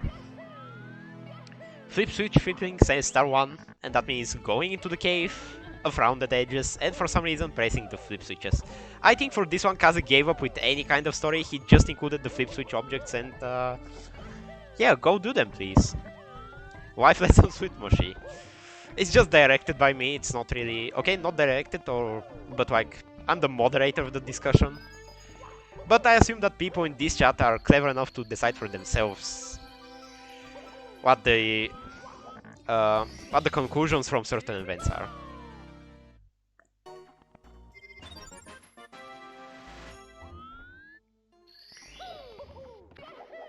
.3 out of 10 quality in the casual hacks. Because there's a separation between casual and kaizo. But anyway, yep. Back to the run, that cavern in particular was pretty stupid because of the rounded edges. Rounded edges means that Mario, unless otherwise stated in the collision maps, which of course Kaze did not make, Mario cannot ledge grab them, which makes it 10 times more difficult to actually platform through it. Okay, now over here we have to stop Karma Koopa. Quite the huge unit, quite the minding his own business but also hostile enemy. He's the ruler of this whole island that we saw in this level, which by extension means also the Clouds level. And he is definitely getting angry that you're pounding him on his nose, so that's why he will assault you with Paragoombas, as shown over here. So in certain positions, if you hit the Karma Koopa in the bad place on the second shot, it's possible to land on a Paragoomba, and because you're still in a cutscene, you have no control over it. You just bounce off and away into the abyss, and you can do nothing about it. Signs of a good game design. Do a double hit strat. Yep, there's actually a strat where it's possible to get stuck on the front of the Karma Koopa instead of getting thrown completely back. It also skips the cutscene. So Mario manages to be back in the room pretty quickly. Doesn't need to do any of this that I just did. And this will also strike the 3 hits in quick succession pretty quickly. For that strat, shoutouts to Captain Bowser for reminding me of it. Then I practiced it for a while and... oh, holy shit, I'm burping. That's not cool stuff. Yeah, anyway, for that strat, I did try it for a while and found out it's actually more viable than people anticipated.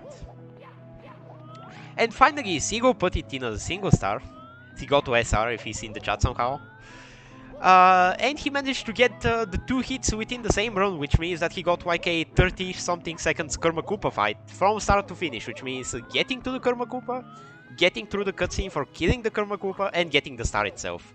Which would make this star pretty fast, and it would make it a really good star to add in the 80 star. But unfortunately, that skip with the double and triple hits, it's pretty unreliable to hit.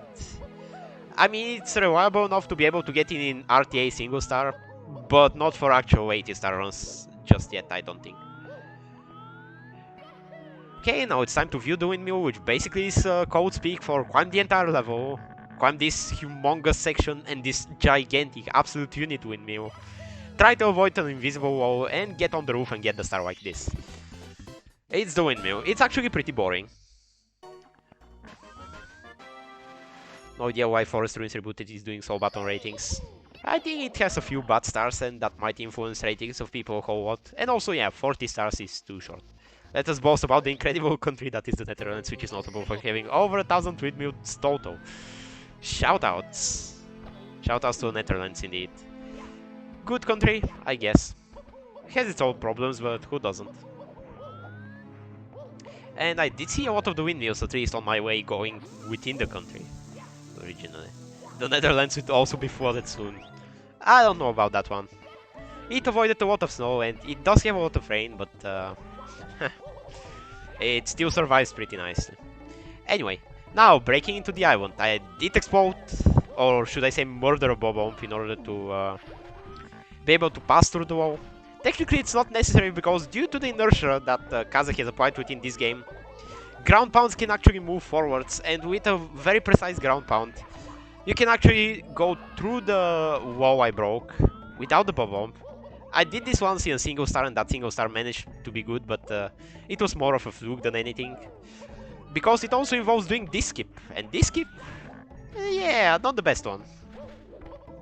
It keeps going over there to the pit, pressing the button, which if you don't fail the skip 4 times like I do right now, would be quite fast, but well, alas. Today it was not the best day for this skip. Anyway though, it's over. One of the cooler wall kicks in the run, I admit. You kinda have to set it up, but it's pretty cool to pull it off.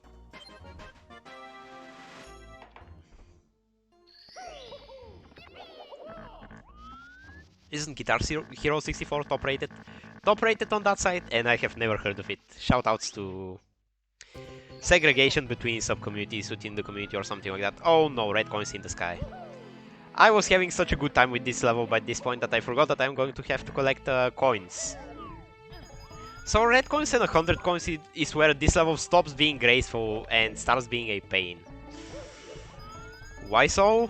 Well, you have to go around the entire level, including sub-areas, to get the coins. Red coins are also all around the level. Oh boy.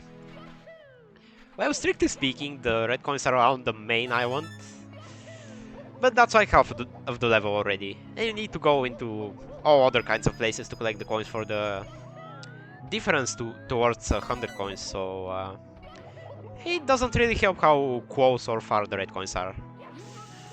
Time to break into the island again, because there's some pretty valuable coins to get over there, and somehow the ball bomb didn't break the wall. I think you would agree with me that the ball bomb did visually collide with the wall, but decided not to break it. Good stuff.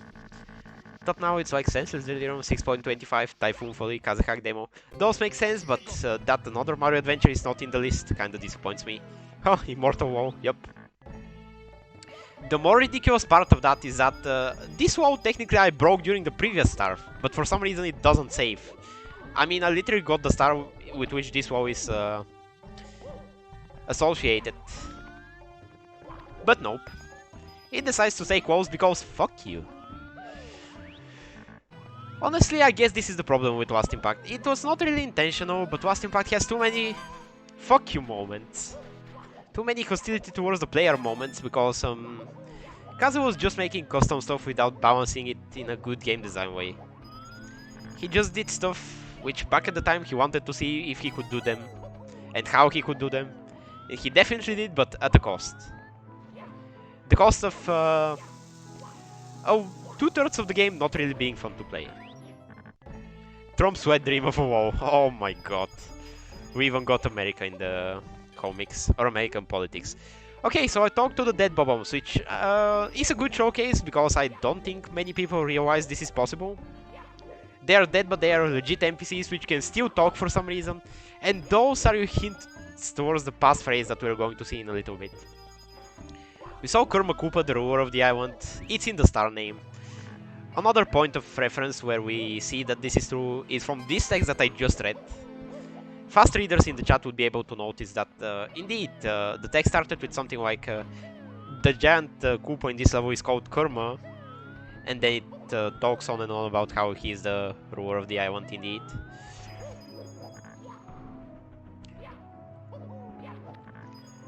And yep, that's how you know how to insert a certain name into a certain place on the next star.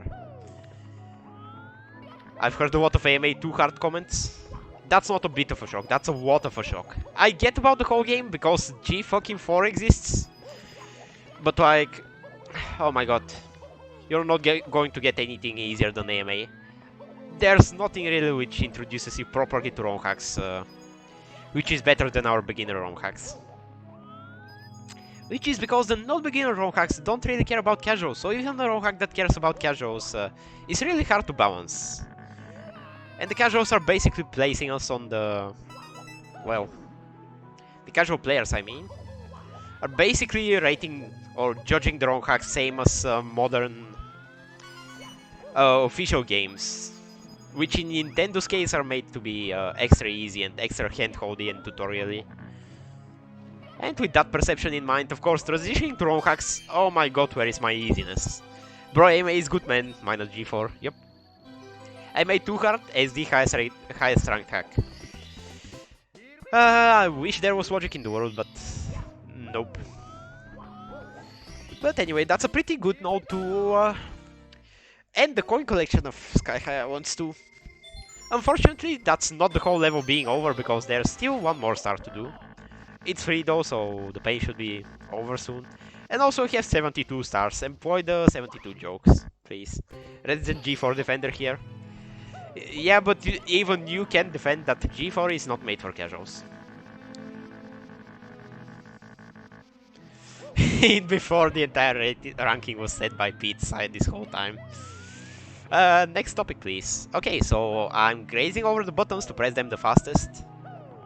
This sign over here in front of the buttons will tell you that the passphrase is the name of the great ruler of the island, and I think by now even the small people in chat will have figured out that the name is Kurma Koopa.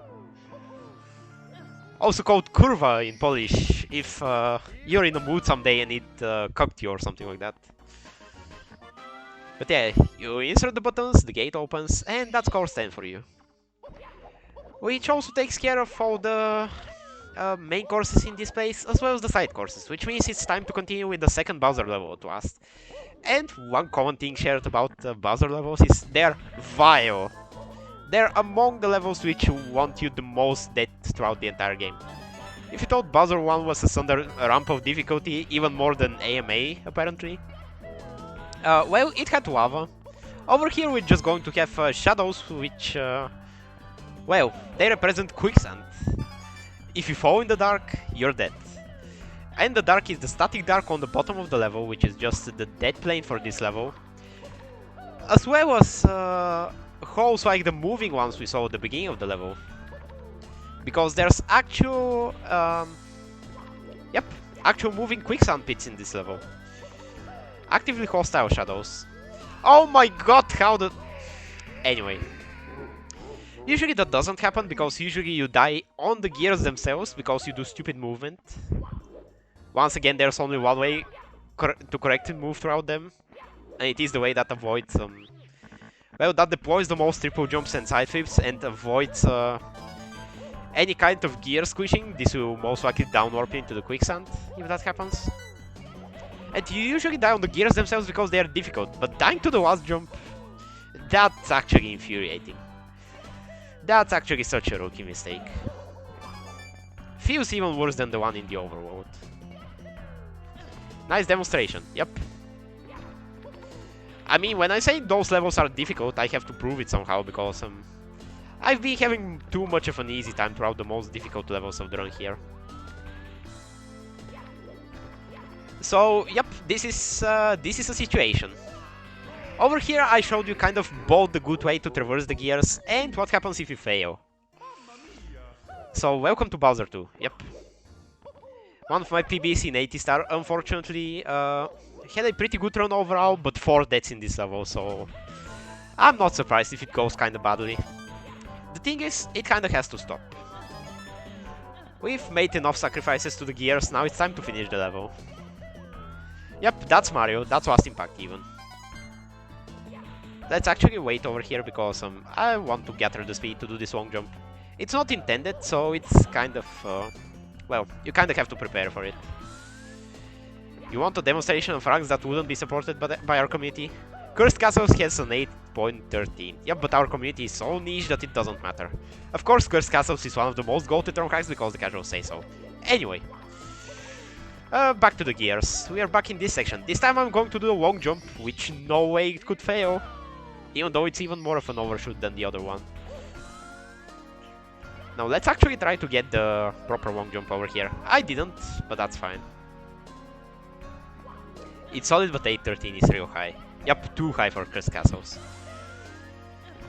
But well, time to finish the red coins route over those just as dangerous jumps. They're not as difficult, but for example this over here, I'm traveling slowly and I even missed a cycle on the next platform.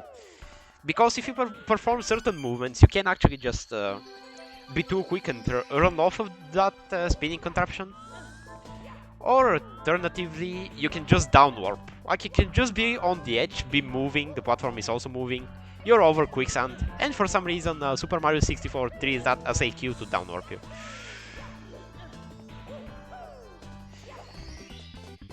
'74 has aged, that's it basically. Because people overhate spheres. Not really, '74 has actually aged. For the time, the design might have been passable, but nowadays, well, just look at it. Too many repeat stars, red coins near stars, and stuff like that. But also, the key over here, we're not getting it that easily. This time we have to fight Shadow Mario, which, because it's a copy of Mario, it also has 6 HP, just like Mario. Which, by the way, I don't know why Mario has 6 HP instead of 8 in this ROM hack in particular, other than, haha, I can change the HP, the maximum HP, and I'm going to make it a challenge. But this is what we're dealing with. Or maybe he wanted to make Lava less free to navigate. But yep, for all the struggles that I had in Bowser 2, Shadow Mario was nice today. Allowed me to combo him with ground pounds, which is the best possible way to beat him. Dude, what was that guy's problem?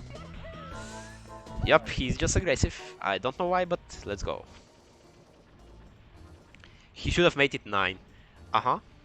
That's for sure. 6 and 9. Good joke. We've certainly done it. Okay, anyway, time to continue.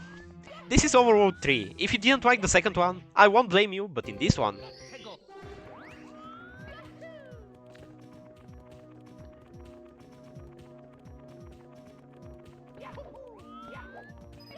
yeah, I had to shut up for a hot second because... have a listen to this music. If that isn't banging, if you don't wonder how they included this in Mario 64, then something must be wrong with your ears. Gotta say. This is the one. Welcome to Colossal Circuits. One of the best aesthetics-wise cores in the game, which doesn't necessarily mean graphics, but the style of the level. Though I am biased because computer level. Of course, it's also harsh in its own ways, and it also has junk containing it. And climbing the cables is one of the best platforming stars in it, because it doesn't contain any actually moving platforms. Holy shit, I could have saved this, but I guess I wouldn't. Point is that after climbing the cables, I will do it again, in order to collect coins. Sorted RHDC by reverse rating. Oh boy. But yeah, I will now stop addressing romhacking.com ratings in the chat. Actually not the time during this run and this level. So yep, this course, I hope it is a pretty high request for considering Overworld 3 as good. Because one thing it definitely has is unique level teams with unique stars. That's kind of the case with Course 6 as well, with the Super Sweet Sugarland team, which is not that often seen in ROM hacks. Maybe in official games, but not ROM hacks. And sure, I'm going to take the data bus right now.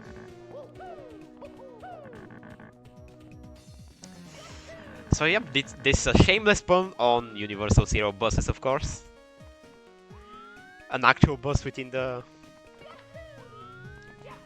whole computer machine thingy. Don't even know what to call it. And yep, the music is hitting hard over here.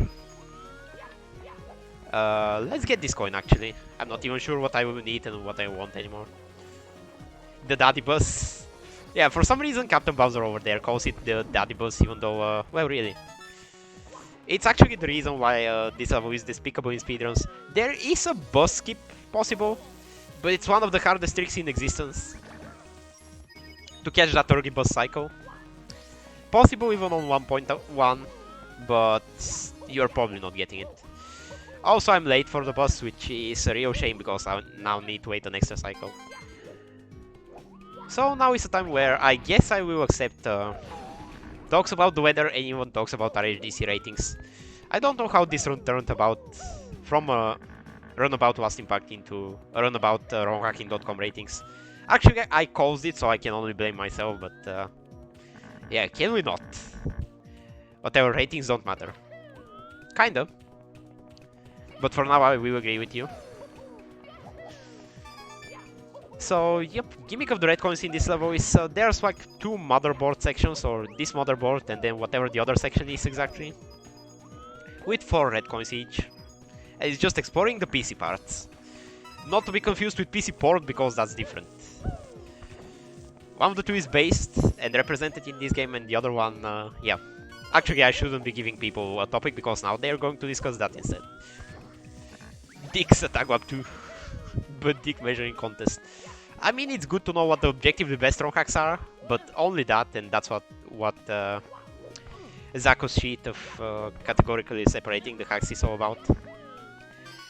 And it was a good one for a while, but then people started arguing about this hack deserving a better tier, and the rest is history. Databus is an old term meaning a bunch of wires carrying data around. USB is the universal serial bus. Well, one of them is more flexible than the other one, that's for sure. And if the data bus is a bunch of cables, well, this is a literal bus, you know. Okay, we had a whole loop of the song. That's the 100 coins for this level. Now we're going to see some really interesting stars, I promise. SR5 is the objective best hack for sure. Yeah, about that. Not true.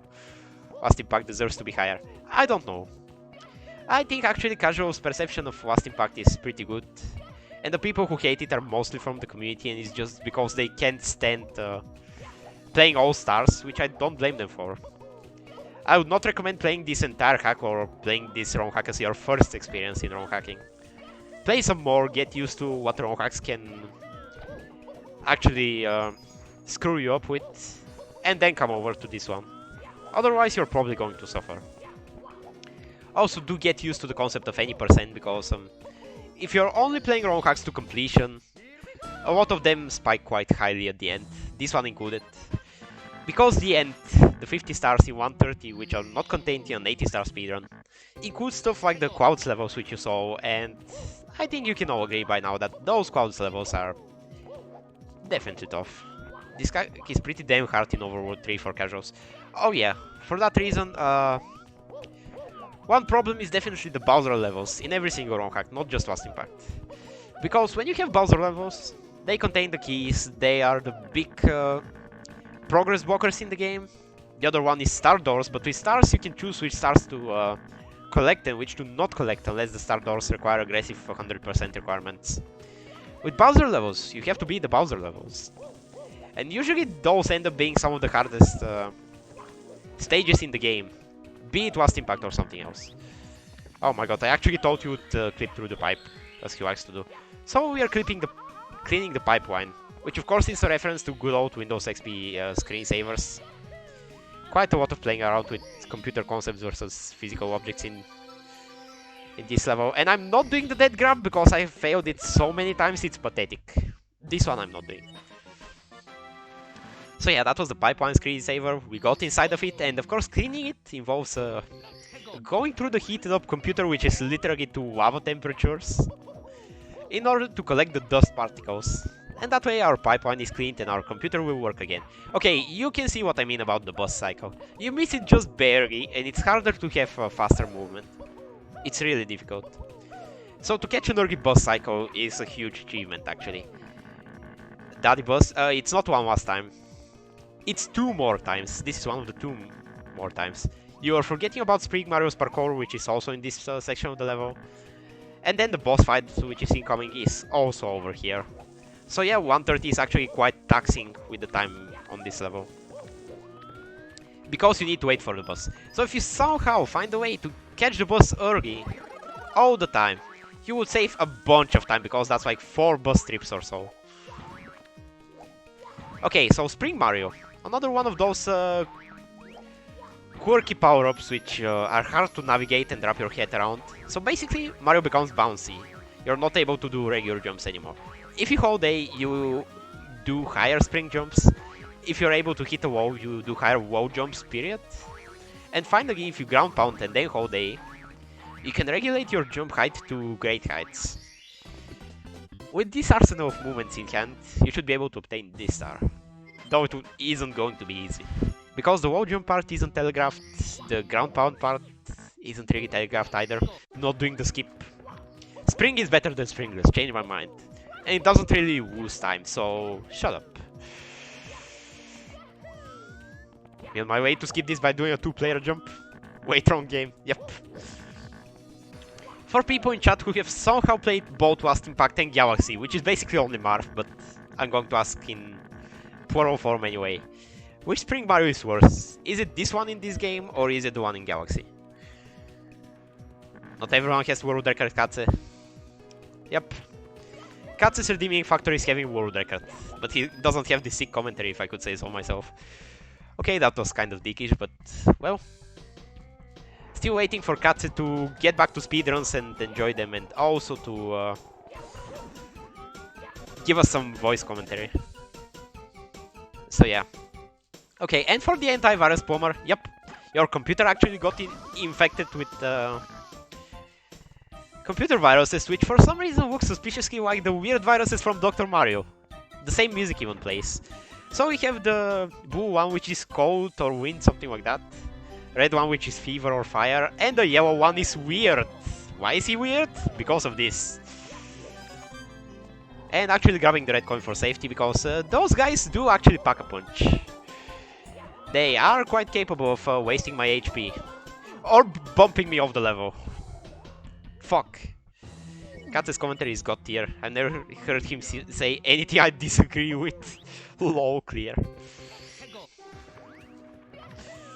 Yep, that's Last Impact. That's one of the reasons why I put the estimate high, because if I need the extra time, I do end up needing the extra time. Deaths are costly. And sometimes you can't really anticipate them. I could kind of over there, but playing extra safe would feel extra slow. Basically the idea is stand towards the middle of the platform, whatever you do, try not to go around the edges, and especially be more in the center of the platform than the blue guy is, always. Because the blue guy will just switch his wind in the glimpse of an eye, and he will push you off the... What is WSRM? Great question. Maybe someone can exclamation mark SRM in the chat or something like that. It's what you're watching right now, Winter SM64 ROM Hacks Marathon. We are playing ROM Hacks for 4 days straight, and it's a wild time. It's one of those nice fan gaming moments. Can I actually get the red guy even though he's over the edge? Yep, thank you. So it's basically like GDQ, ESA and all that kind of stuff, but for our community. And actually I think I've seen you in the I wanna be the guy fan gamer swing of things, so well, I don't even need to explain it as a GDQ and ESA because, you know, fan game marathon. Of course, if I'm not mistaken. So, welcome. Okay, so this is antivirus bomber done properly. Look how big he gets. Yep, ain't that weird? The fireball sounds in this game, yep, they're pretty good. Can't wait for the run that will occur in 22 hours and 45 minutes. Yep, stay tuned for freaking G-Roid run of Star Revenge 5. Objectively best ROM hack unless you're me, and consider Last Impact the best ROM hack. Okay, now Katze, let me show you how it's done. What am I talking about? Well, this triple jump wall kick, which is kind of precise, you need to pull back for it, then you have to, well, gain maximum height on all possible touch points. But once you do the triple jump wall kick, this star is basically free. Instead, you're supposed to hit the belly's, not the belly, the beast's uvula or something like that. This thing over there. And it's supposed to raise the water level. But you're also supposed to, actually I'm just going to get another star to showcase the point. You're also supposed to pull this shark out of the acid waters. Because that way it will be thankful, and once you raise the waters will not attack you for being inferior in the food chain. Yep. You get the shark's gratefulness and you twist up the food chain by saving it out of being digested by stomach acids. That's this level in a nutshell. So that's why instead I use the clam to propel me to a exclamation mark button, which somehow is connected to a cage-like structure from the beast's tissue, which of course frees a trapped bunny. I did just talk a lot of nonsense in the last minute, and yep. Again, that's what this level is about, so don't blame me. Right now, let's just get coins out of the way, because holy shit, I fucking hate the coins in this level. These coins actually introduce a case of RNG, because, well, right now, nothing bad. But also, opening the clams. They have pearls. Those can give you coins. This one was a lucky situation because I got a blue coin. That's not guaranteed. You can get either a blue coin or a yellow coin. And of course, the yellow coin is not desired because you're -4 coins doing that. And there's nothing you can do about it. It's just Mr. RNG is doing that. Case in point with the yellow coin. So getting quote-unquote max coins in this level would probably require such a godly RNG that it's probably not possible. Luckily, we are not conquesting, we don't need max coins, we only need 100. And usually the route is done in such a way that you might need to do extra steps, but it's safe enough to get 100s no matter what kind of RNG you get. At least you don't get locked out of getting the 100 coin star. Add an at after command add, okay? Waiting for a booper because those boopers are a vital 5 coins. I'm not even gonna go for that one clam because I think I have enough. Those are RNG, yes, sodium. You cannot do anything about it. It's not a pattern, it's not certain clams having yellow and certain having blue. It's RNG. Different every single time. So, yep.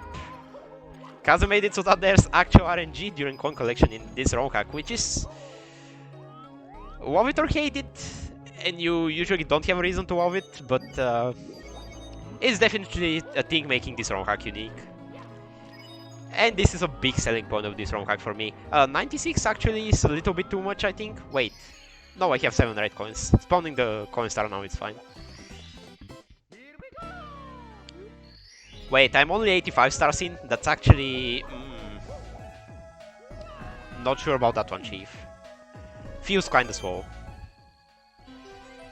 I will do my best. A lot of the following stars are also in the 80 star category, or have been at some point. So I know how to do them. Most of the dumb bullshit towards the middle of the game, and most of the coin stars are also already over, so the game should speed up just a tiny little bit in this ending section. But I feel like it will be hairy against the estimate. Just no promises that it will end up well.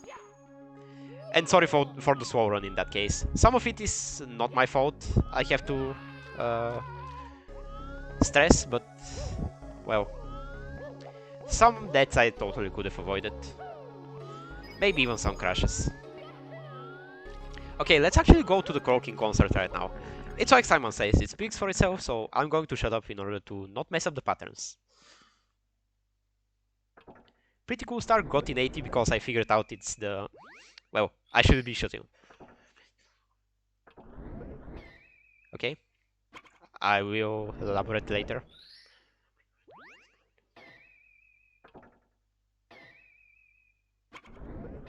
I'm not looking at chat. Besides, it's too late for that, Quills. But nice thought.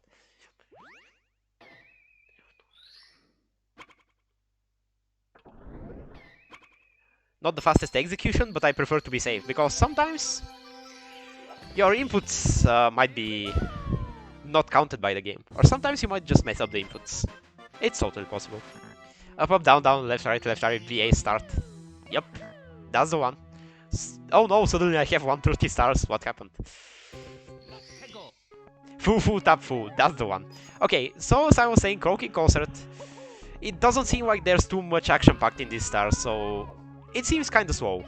In reality, it's like a minute and a couple of seconds, which is which does make the mark for 80 star against the slowest stars in the route. That's for sure. And it's a similar length time-wise to Shower the Flower, which we are going to see later on in about 2 courses. Or 3. And Shower the Flower itself is RNG, plus it depends on a skip, which I'm apparently not good at getting every single time. So that's why Shower the Flower recently was eaten off the route, and I decided to do 80. Well, if I don't forget, with this star instead. I need to do Feed the Golden Clam, that's true.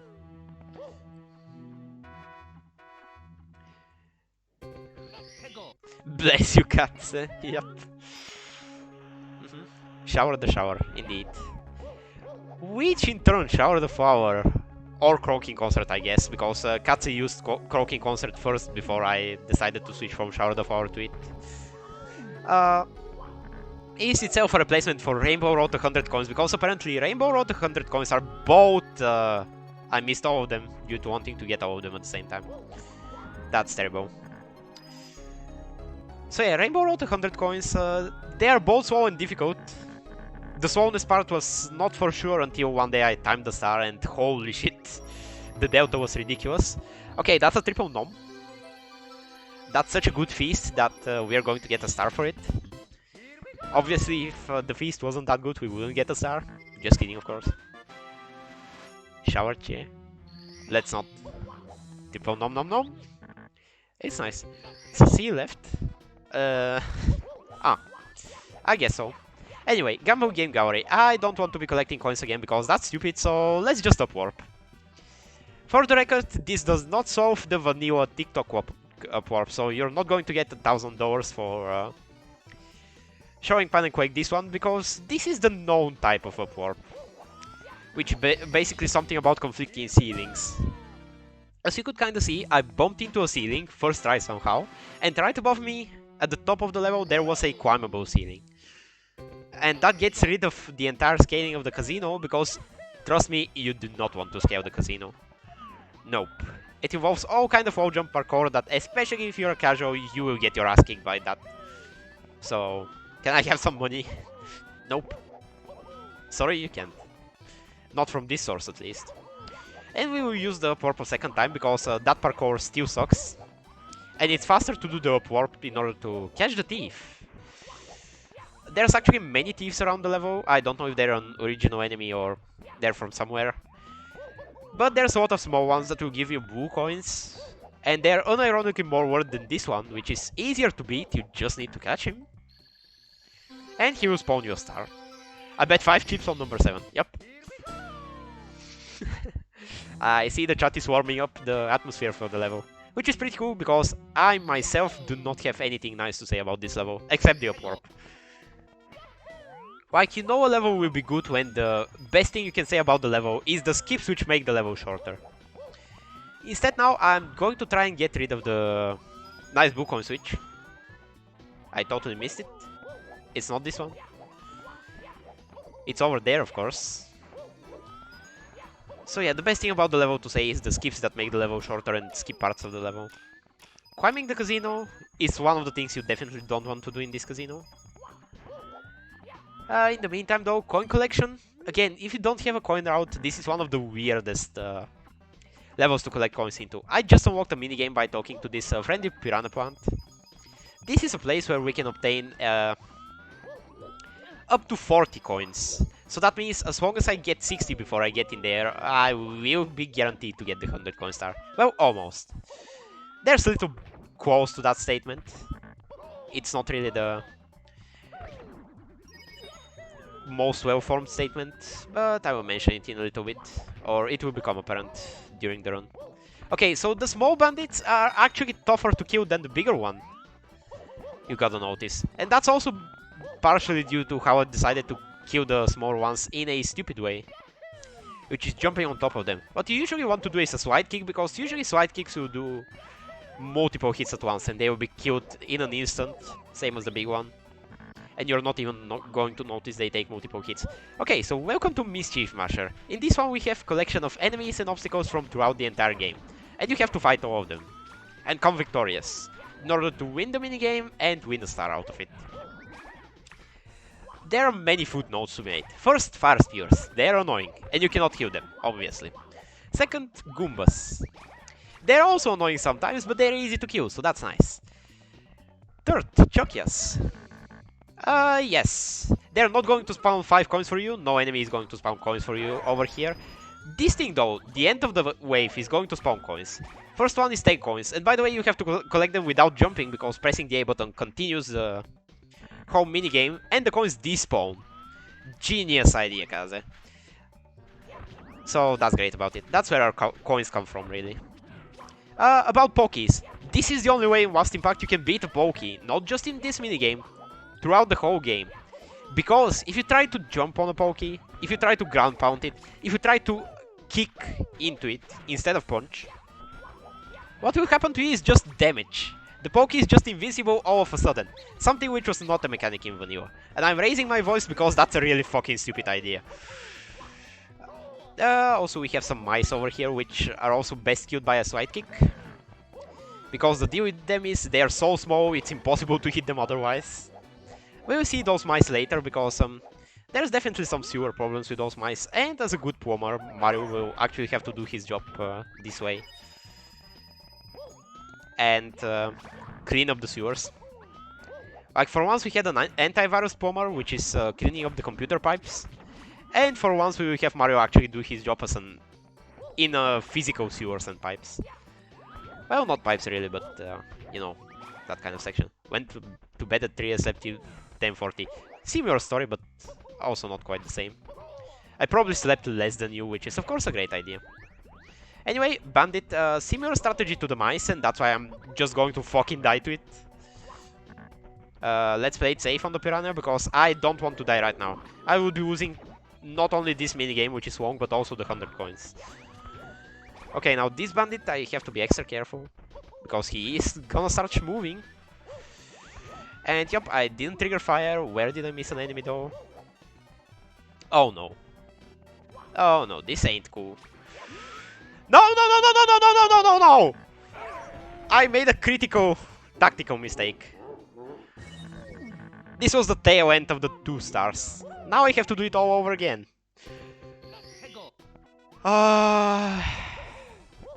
I'm sorry guys, I have to be negative for a second. I think I will be wasting your time overestimate. Jesus, that was... might as well at this point. Well, I'm going to hope that I get 5 coins over here total. Holy shit, I'm gonna get the worst RNG, aren't I? What? They didn't even spawn coins. That's even worse RNG. So if you ground pound on those slot machines, they actually work and spawn some coins. Again, it's RNG, you can get 1 coin, 3 coins, or a blue coin. I'm trying to get 5 coins total so that I get the 100 coin star before the last wave, because well, this is just blatant damage control at this point. Please do, I could use time for a shower. God fucking... Yup, alright Quills. Fair enough. Enjoy your shower. You don't need to be watching this level, that's for sure. The Last Impact Classic. I'm gonna be mad. Hopefully not, because I think the time of his run is still not bad time. It should be fine for a little bit. But well, it's not Agwab who is going to be mad, it's almost everyone else in the schedule, because this is one of the first runs in the... throughout the whole marathon. So me doing this, not a cool move. I did try to prevent it by putting this high estimate against my PB, which again is also improvable.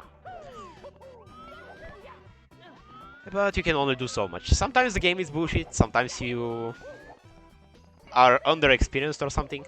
I could have done more 130 runs, but this category... yeah, what could I say? I prefer 80. That's about it. Jesus Christ, does Horaro have a dark mode? Actually it does, but Void never uses it, so actually blame Void about that one. Mischief Masher over there. Okay, it's time. 67 coins, which means I should be getting the 100 coin star after the end of wave 2 instead of wave 3 this time. Okay, enough explanations, enough goofing around. I'm so done with you. You can't even tell how done with you I am. Was impeccable. Looks like someone munched on the Last Impact logo on the layout a bit. Kaza hates it anyway, so who cares? Horara, I never met her. There's definitely a joke in there, but I don't get it, unfortunately. Same as with many other jokes. I can even miss a few coins here now, but let's not. That was a swag, my skills. Gotta give it to me. That was swagging in the making. On my way to lick a volcano to replicate the Last Impact experience. The fuck? It's not like that's actually happening in Last Impact. Disclaimer. That's not true, that's fake news. And this is why Fly Guys are the most annoying enemy during Mischief Masher. Not the entire game. There are worse enemies in the game. But holy shit, Fly Guys are just killing me alive. Or well, whatever that sentence was. That was not the last enemy. There's a Goomba. There's a Pokey. Understandable. I think it's due to the position at which I started the second wave. To prove the concept, yep, this is a hit. This is a miss for Mario and a hit for a Pokey. For damage. Mario versus Pokey, who would win? Probably not Mario at this point.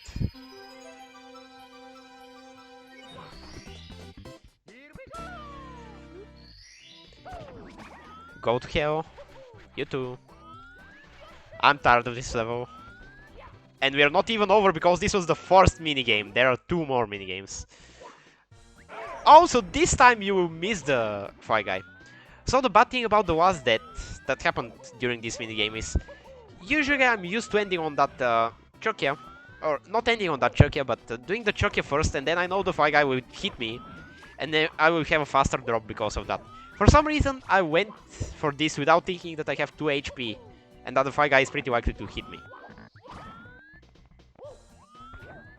This time, of course, it was no problem, but instead the Fly Guy decided to be funny and not hit me. As if to insult me for the time to die to only the minigame itself. Holy fucking shit. Can we actually be done here? Nope, there's another enemy I haven't killed. Of course it's a Fly Guy. All ends with Fly Guys. Let's go. What? No, my PO has feelings too. Yep. I would assume that. Some POs definitely have more feelings than some humans, so yeah. And that's what the rafting on the back of the toothbrush is for? Wow. Oh, 220. I guess we might even be fine on the pace. What? At this point I don't even know who said something weird. Probably everyone. Chat included and me included, but yeah. That ground pound was almost too early. Nah, it's fine. Out of context hackers time. Yep, let's go. We're talking about quite the nice shit in the chat. Anyway, Crazy Roulette, the second minigame. Ever wanted to try it on a wife-sized roulette? Because this one is for you. Though there is the life endangering hazard of the bottomless pit if you slide off of the roulette, so you have to make it without dying. At least as Mario the Plumber. So the deal with this roulette is that you have to know not only to slide down, but also ground pound on the 26 to spawn a star. How did you figure this out? Well, basically there's the Pianta who gave me the pass for this minigame. And what he is doing is also betting together with 2 other people on some numbers on the roulette game. 2 of the numbers will spawn a coin because they bet a coin on them. One of the guys, if you look at the table closely, and if you read what the Piantas are saying, it will be mentioned that there was a star bet on 26, so hopefully it is a winning bet. For Mario it definitely is. If you interact with the 26, you're... Well, you're not dead, because right now I am dead. Okay, excuse me. That was actually one of the... Oh no. Okay, twice I had insane luck to be saved by the pachinko machine itself. Excuse me, the pinball machine. So the deal with the red coins in the pinball machine is do not do what I did. Stay on the top of the level. Like on the borders over here. Try to avoid any kind of suspicious geometry, especially ceilings. Try to avoid any invisible walls, and especially try to avoid any interactable objects in this pinball machine. Okay, well, with those failures, it's still better than half of my runs where I actually died to the pinball machine. Yep, Kaze himself intends you to go on the borders and not interact with the pinball parts of the machine. Let's think about it and consider how good of a... how well-designed pinball machine that is. It's basically the Sunshine Pachinko, but on drugs. And the similarities don't stop there because they both have red coins. Yeah, still less buggy than the Sunshine Pinball machine. I made it look less buggy and the game helped me in that regard, but trust me, this thing over here is buggy. Its collision is absolutely broken. Maybe it's buggy in a different way than the Sunshine machine? Maybe the same way, but...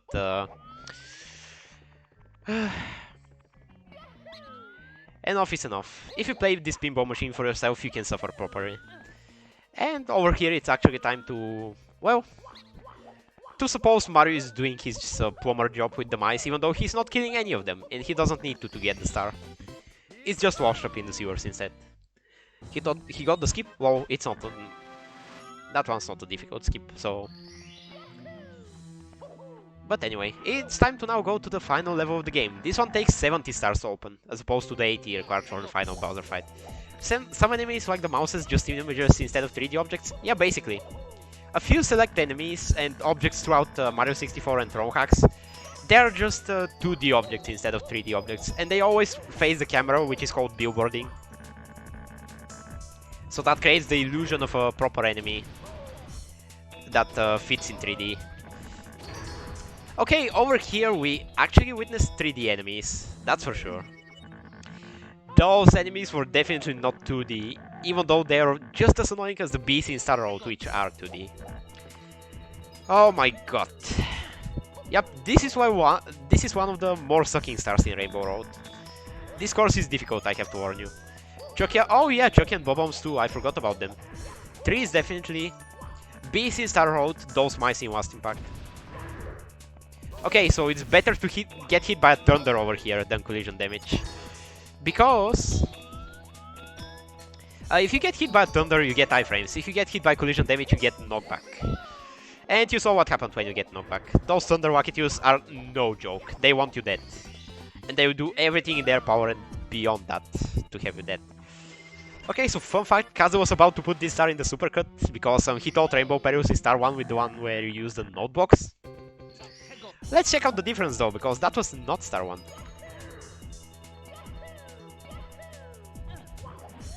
And yeah, Rainbow Perius sucks if only because of the swope at the end. The Rainbow Star, of course, makes you invincible, same as in Galaxy. It also modifies your single jump to that kind of a forced throwout jump. It's really weird. And that throwout, in a way, ignores swopes, and that can be used to your advantage to get that one star in particular. He left Throne Hack servers because he got pissed. Ugh. Just because it's an alt account. Seriously, alt accounts are stupid. I don't get the point.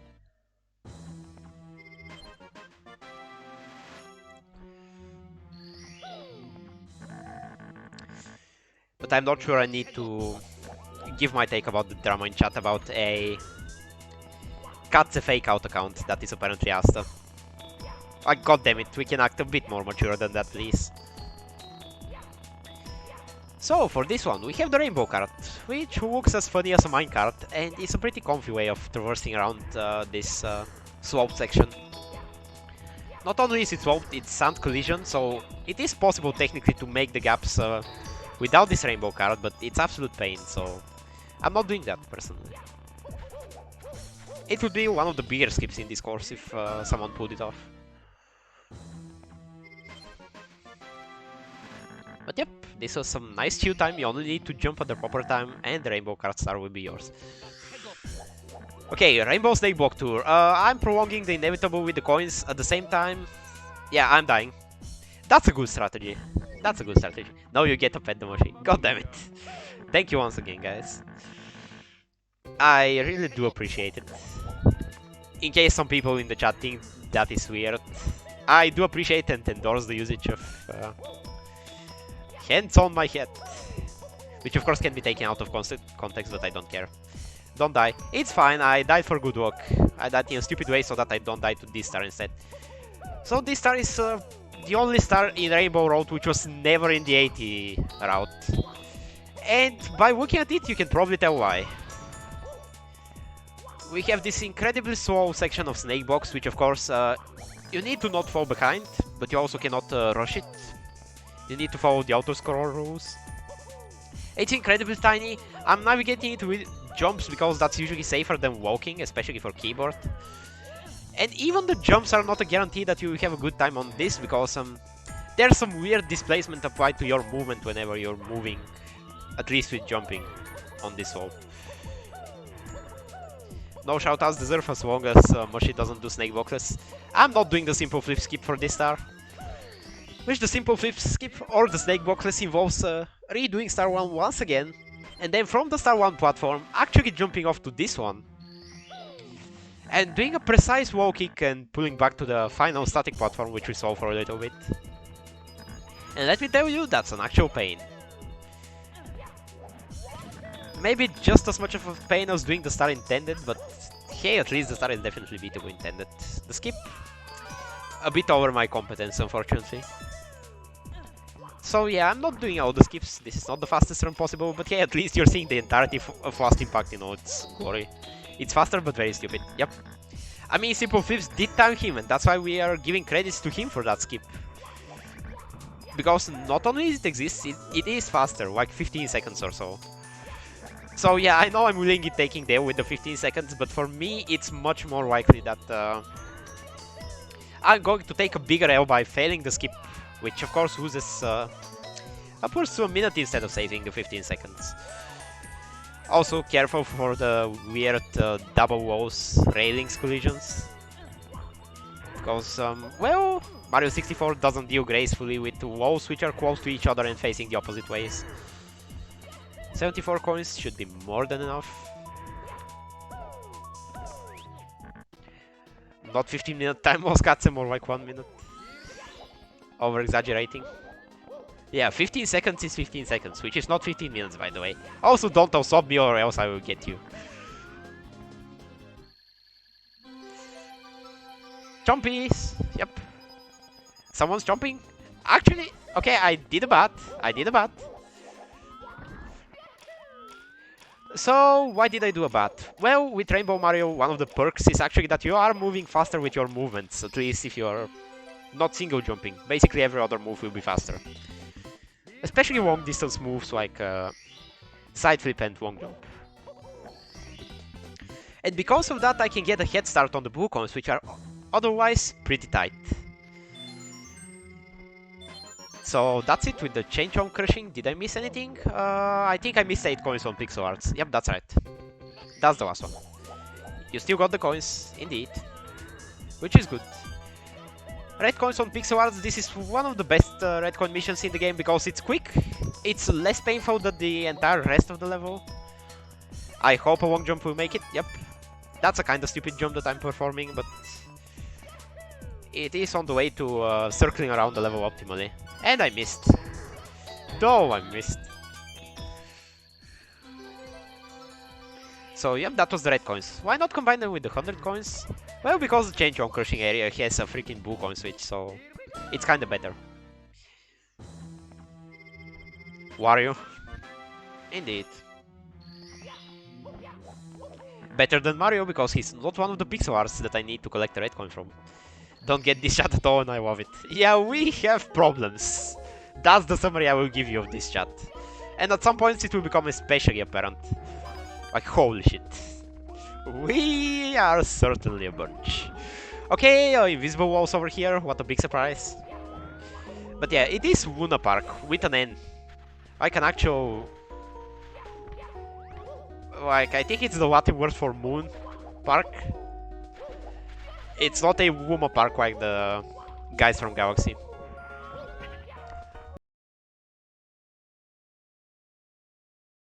Lunar Park, that's the one. And for nostrils. Yep, CB is being random again. Alright. Yep, and if you can tell, sometimes I manage to be the straight guy, but not always. So yeah, this level is just pretty chill. That's its theme. Also Yoshi. This is Sonic music. Sonic 1, Starlight Zone. That's the one. Opinions on Theme Parks, Mushie? Haven't ever been to one, or I think I was to one once. They are pretty cool. Not exactly like this though, not the type which has a roller coaster and all kind of yeah, attractions like that. I would probably like them. I would probably try to go on a roller coaster. Would probably be scared, but not enough to stop me from trying, so... Yeah, let's go with that. Okay, anyway, so I just used Yoshi for faster traversal in this level. Right now, though, he will be pretty necessary to, well, collect the rainbow coins. Okay, you can probably collect them without Yoshi, but it's much easier if you know what you're doing to use him to your advantage. Oh, and of course the music speeds up, which makes it objectively worse. Is Mushie in the Netherlands right now? Nope, I'm back in Bulgaria because holidays and stuff. Well, the holidays are running out. Next week I should be having courses again, but it seems that because of lockdown and stuff like that, I'm staying at home for a little longer than that. Being online for a little bit. But that's another topic. Yep, and we swag grab the star with Yoshi. Probably not the fastest, but a cool stuff to do. Unfortunately, there's no separate cutscene for grabbing the star with Yoshi White Galaxy, so Kaze isn't a complete ripoff. At the same time, he didn't do a cool thing. My fucking country, my fucking city. Yeah, I'm pretty sure we're not in the same city though. Europack here can recommend. Hopefully one day for theme parks. Yes, I do accept being a potato. That's a possible vegetable for me to be. Anyway, now for the even more fun star in the Uno Park. There's no way you can go through a Uno Park and not shoot some targets with your friends. That's what the sign says in front of this section of the level. The sign says, grab your friends and shoot the targets. If you succeed, without leaving the area over here, of course, you will win a prize. Unvegetal, exactly. And I did first try. Easy. This is one star that is definitely in the 80 route. How international is this chat? It's from around the entire world. Even the regulars in the community, we are from all around the place. We've got Western Europeans, Eastern Europeans, Americans, all kinds of stuff. Okay, now live its real dream. Let's start with Shower the Flower, and let's see how much of it I can actually get. That's a bonk. That was clearly not a good enough jump, so I'm going to do a backup star against Shower the Flower, which is Play the Ancient Melody. There are 3 different heights of trees. This is one, this one in the middle is 2. And we're going to the tree right now. Haha, 3, because it's third but also 3. For that pun I deserve to miss the tree. And 2, 2, 2, 1, 2, 3, that's the Ancient Melody, which you can kinda catch within the Star Select team of this game. It's supposed to be the Super Mario Bros. 1 main team. So it is indeed an Ancient Melody. And you can also find out the correct notes to play, which are 6 out of the 7 notes of that melody, within a time travel temple, which we will visit in due time within this level. Shower the Shower. Yep, Shower the Shower. Showers deserve love too. I like how the sound effect doesn't play. And even if it plays, it's a scuffed and kinda cut out red coin sound effect. Okay, I'm gonna have an extra try on this skip. Even though this is already ridiculousness in the making. So this is a skip to get on top of the flower cloud. I should even be trying to do a speed kick at that point. Oh my god.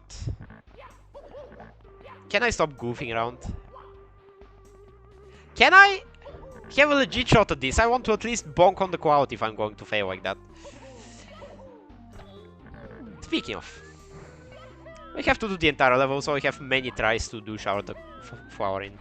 You don't need a speed kick. Yep, that's the discovery of the century which CB did for me.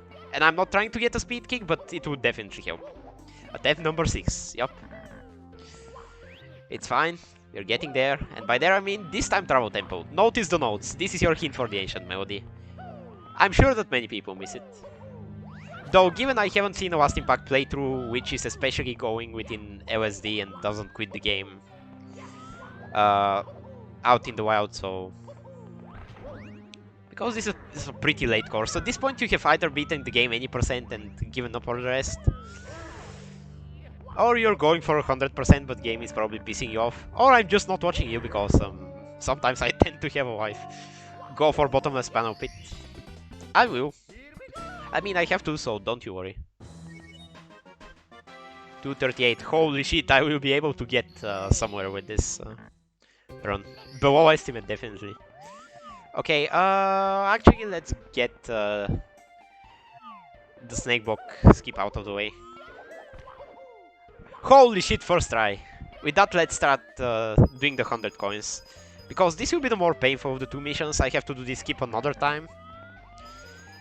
And for it, I will need to take the next snake box like that one. Both of those stars, 100 coins, and the snake box are painful in here.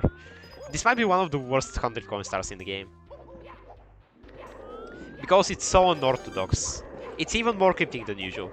First we have the Forest of Hands, which contains red coins. Nothing out of the ordinary except, you know, the freaking Forest of Hands.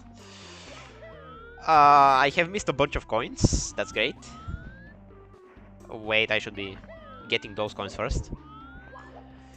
There's other hands in the level, which are actually set free and are trying to attack you, and you probably saw a few of them already. When that happens, yeah, they're pretty annoying. They appear to be invincible, but not really. You can actually kill them in a very specific way, and they yield blue coins for doing that. Which I will definitely need now, because I missed a blue coin here. We'll get to those hands soon, because they are becoming relevant in just a bit. Oh my fucking... Wait, that's the wrong pipe. Go through the warp. Time Travel Temple is not a place I'm supposed to be going to right now. And also, by the way, I didn't really discuss it, but Time Travel Temple, I skipped by doing some nice wall jumps. Nice climbing, by the way. Otherwise, you're supposed to take pipes back and forth between past and present, or wait, present and future, where things will grow or shrink, or die and collapse versus living a good life. For example, wooden bridges and stuff like that. And that's definitely a Zelda reference, which is a nice one. Okay, hands. We do have a show of hands over here. And wait, what's the special trick about the hands? They get stuck on those weird looking trees, but only these ones. Not any dead trees or actual trees around the level. Because that just makes sense. And when they do that, they wait for a little bit, they die. And they drop a blue coin.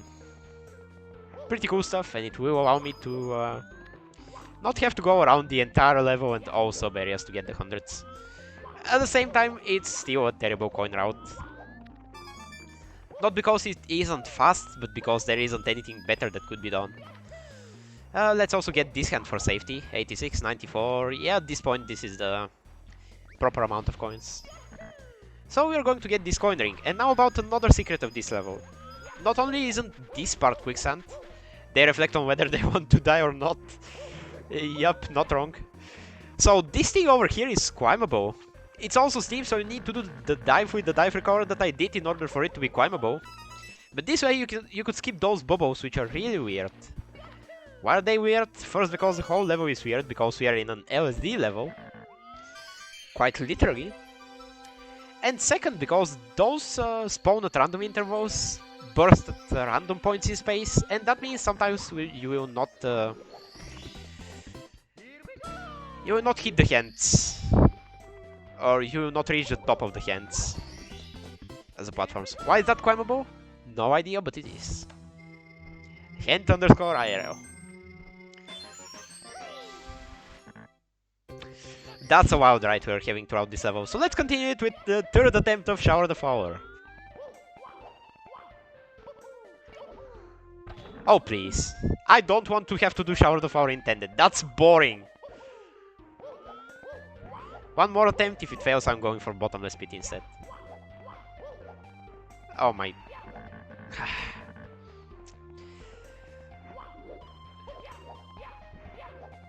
I'm going for the speed kick here. I have to be able to do it. I am supposedly a speedrunner. That's not even close to the goal. Do not change direction after the triple jump dive. Just hold forward. That doesn't always work. But okay, let's try. See? I have to be in a particular position for it to work. It's not as free as you think.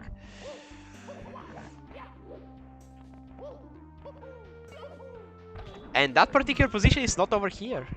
I do need to change direction. I know I will be losing speed, but attempt like 30. Thank you, TB. Very cool. That's true. That's so sad. Let's frame walk.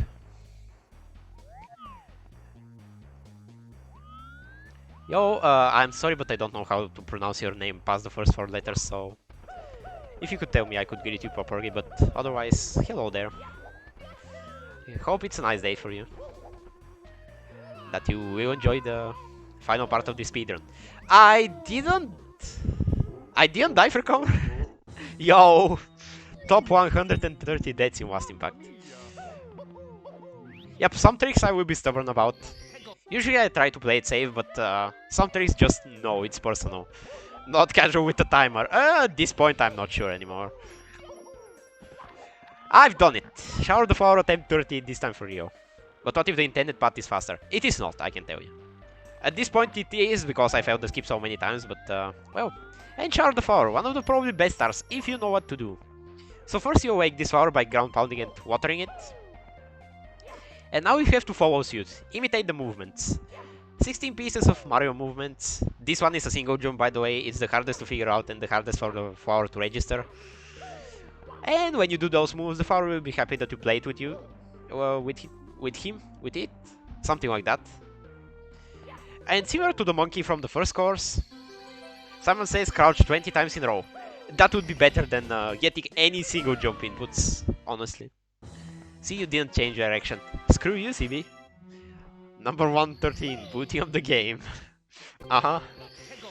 I did say 130, or at least that was my intention, but alright. Anyway, now for the bottomless pit. Do you like frame walking? I like frame walking. Let's do frame walking. Again, I'm just spamming between... yeah, I'm just literally spamming a directional button. That's how easy it is to do on keyboard, if the slopes allow it. Oh my... Wait, that's... No way. This is pseudo-climbable. Oh my god, the more you know. I will be abusing this from now on. Bottomless pit start just became a little bit faster. Didn't understand it until Katsu told me. Yep. Well. And welcome to the bottomless pit. The trick with it is that you fall over here, you just get to warp back to the start. Keep falling down the bottomless pits of this level, of course. And if you didn't hit the warp already, but you're about to take big fall damage, the warp will make it so that you're not taking any fall damage, no matter your state, including ground pound. And I have 111 stars, I guess that's lucky. And I still have to do the snake block, right? Please help. I will need help because this star. It exists and it sucks. You remember how I did the skip earlier first try? That's probably not going to happen again. So we are just skipping the first snake block right of the level, and immediately after abusing the second snake block, going on the second one. So this star has a bunch of problems. First, it's slow. Second, it's difficult. Third, a certain buddy who we definitely didn't miss will be returning on this one, and I'm just expecting its arrival. Fourth, there are sections like this one where the snake blocks will rise a whole lot in the air, and if you don't know that's happening, or if you aren't following the blocks precisely, you might get cooked. You might get left behind without any way to actually get on the snake block. And also, yep, that's the body, the hand. I think he decides to be nice today, but usually it's quite possible for the hand to climb up after you and try to damage you and push you off the block. So yeah, sections like this, you don't see that the blocks are going down. And even with manipulating the camera, like, in any possible, reasonable way, it's really difficult. So the best strats if you see the blocks going down is just wait, don't go down after them. Because if you do, you're probably not going to be able to climb back up, because you wouldn't be able to catch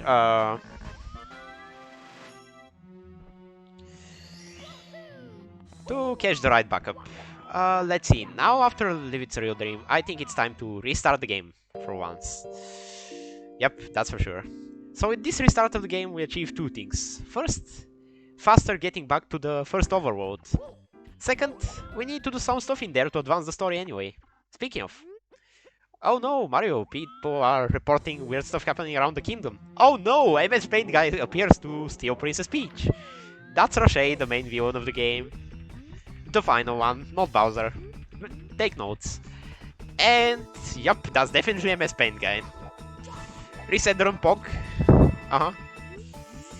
Yep, of course, Kaze himself, I'm pretty sure, did the art, and of course it looks amazing. Weird stuff around the kingdom, TBS. Oh boy, don't. And after Rocher we get this pretty cool boss fight, which is the Goomba Bros. Actually strong Goombas which can puzzle you the first time around. Of course, ground pounds are the solution to everything though. How about Gimp? Gimp is too advanced for that. And now, another level, above the clouds. The first one, and the only good one. Listen to the music while it lasts, because unfortunately this is also a very quick level. Well, it's good for the speedrun, but Otherwise, it's not good, because the other side levels are a walk, or quads levels. This one isn't. It's already over. Your test playground for the Cloud Cup. You're supposed to meet it for the first time here. But well, Mark has a point, the image has transparent pixels. Okay, you can achieve it with paint.net too. Happy? Above the clouds one, AK, not that. And look at who is back, because we have enough stars. Yeah, the Goomba Bros actually stole another star from Bowser. There's no way he would be mad at you, right, guys? Absolutely. Anyway, this time the one has a spring and will jump. You have to out-jump him. The other one has like a metal boxing glove or something like that. So you must punch like the Pokies. And the third one, well, you see.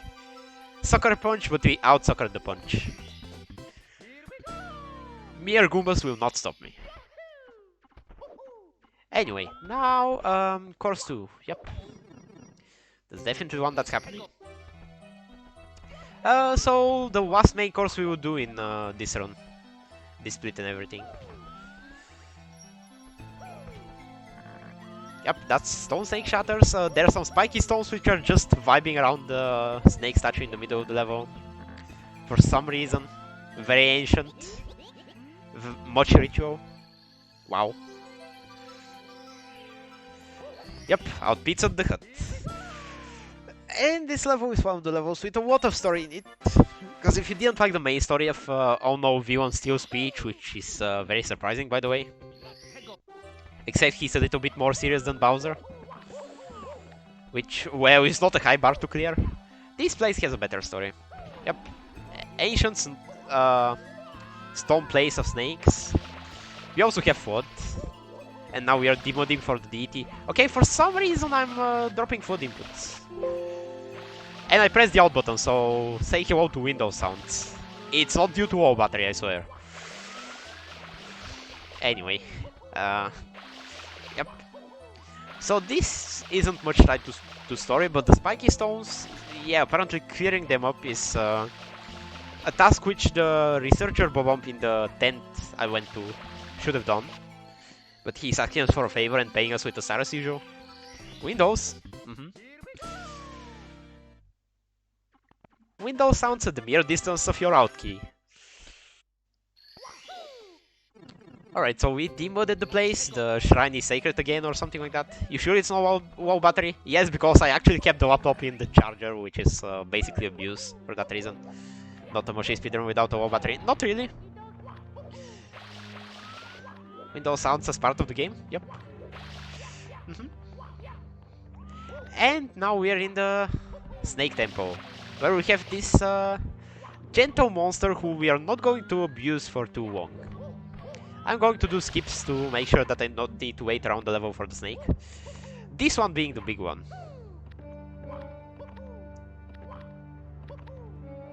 This variation of it I started doing, even though there is a different camera setup that is usually used. This one I find a little bit more reliable, if you can execute it, which due to the walls you might not be able to.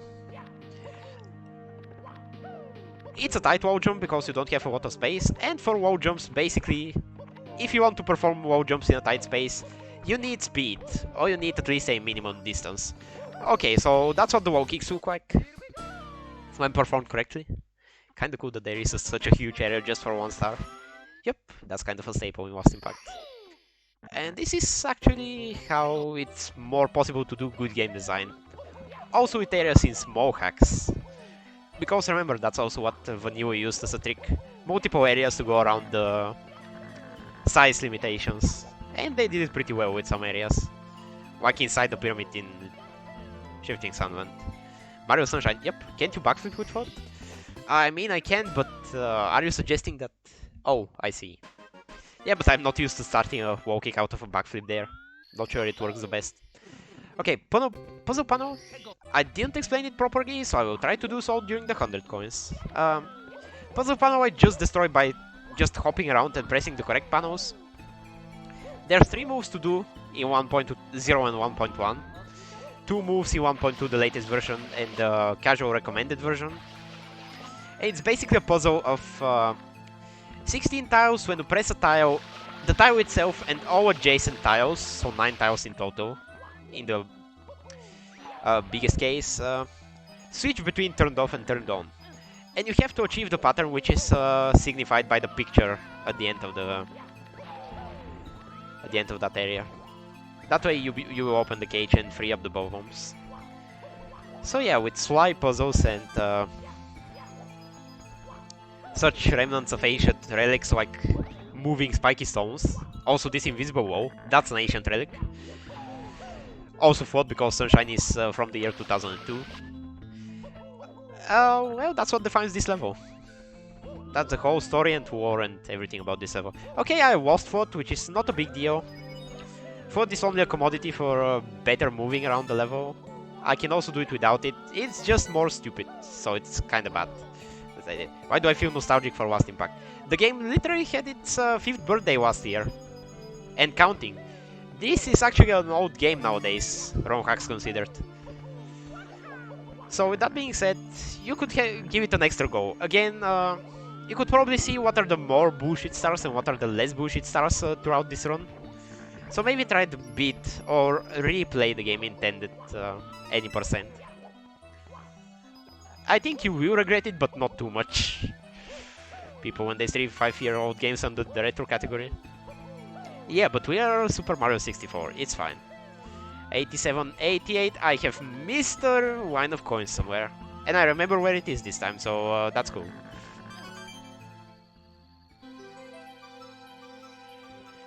I think it's... no, it's not this one, but it's the other one. There we go. I always forget about those 5 coins because, well, why would you collect those 5 coins? Be on my way to stream The Last of Us to Retro. Please no. The most BS star is the Mimic Star. What do you mean by Mimic Star exactly? Because I'm not sure. It could be the Shooting Star in Course 5, but I can't imagine you mean that one.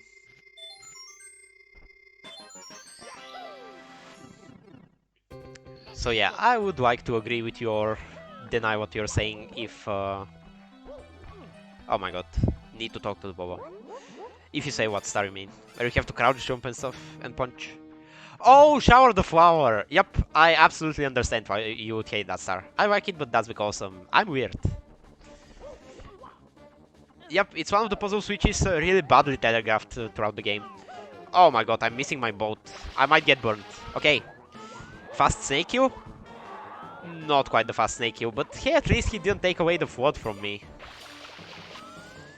I mean, it's kinda fast, just not the most optimal possible one. Oh, don't fly away!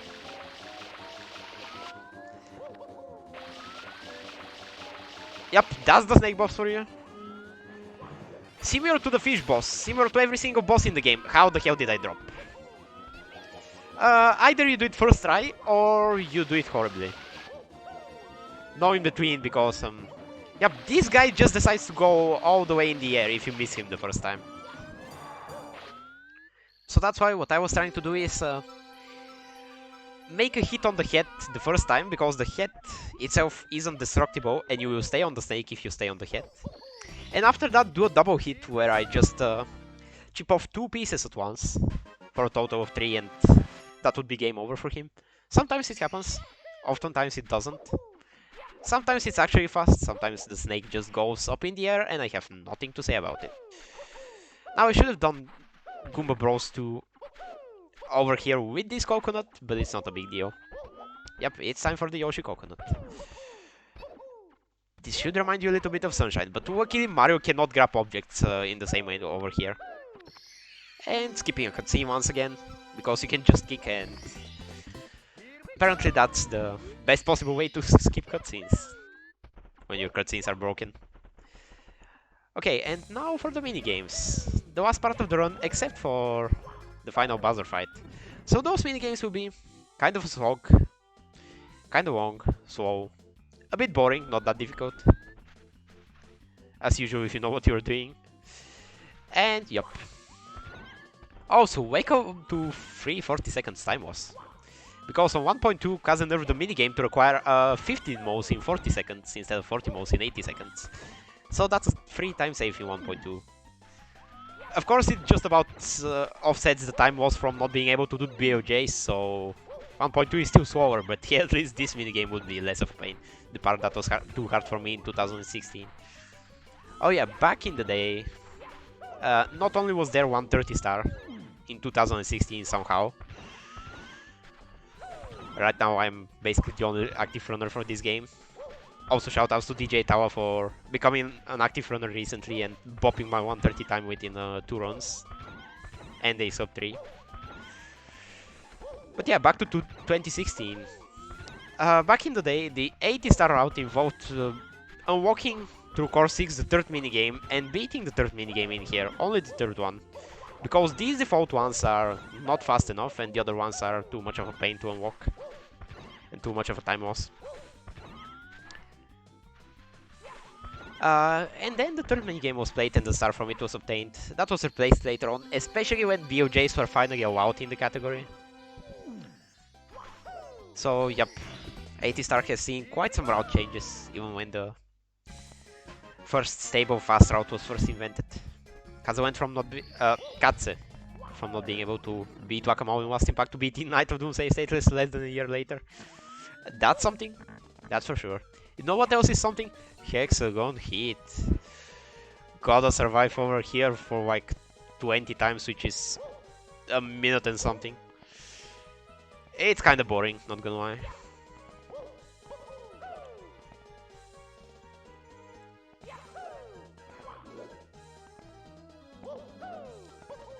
Some camera movement, which is of course nothing compared to the task camera movement yesterday, but well, you can do that. You can center the camera behind Mario and yeah, sometimes it's really nice. You just need to know how to control it.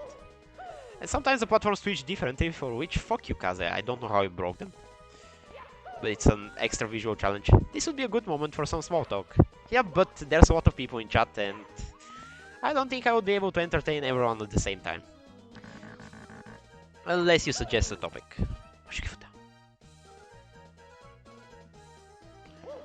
Oh!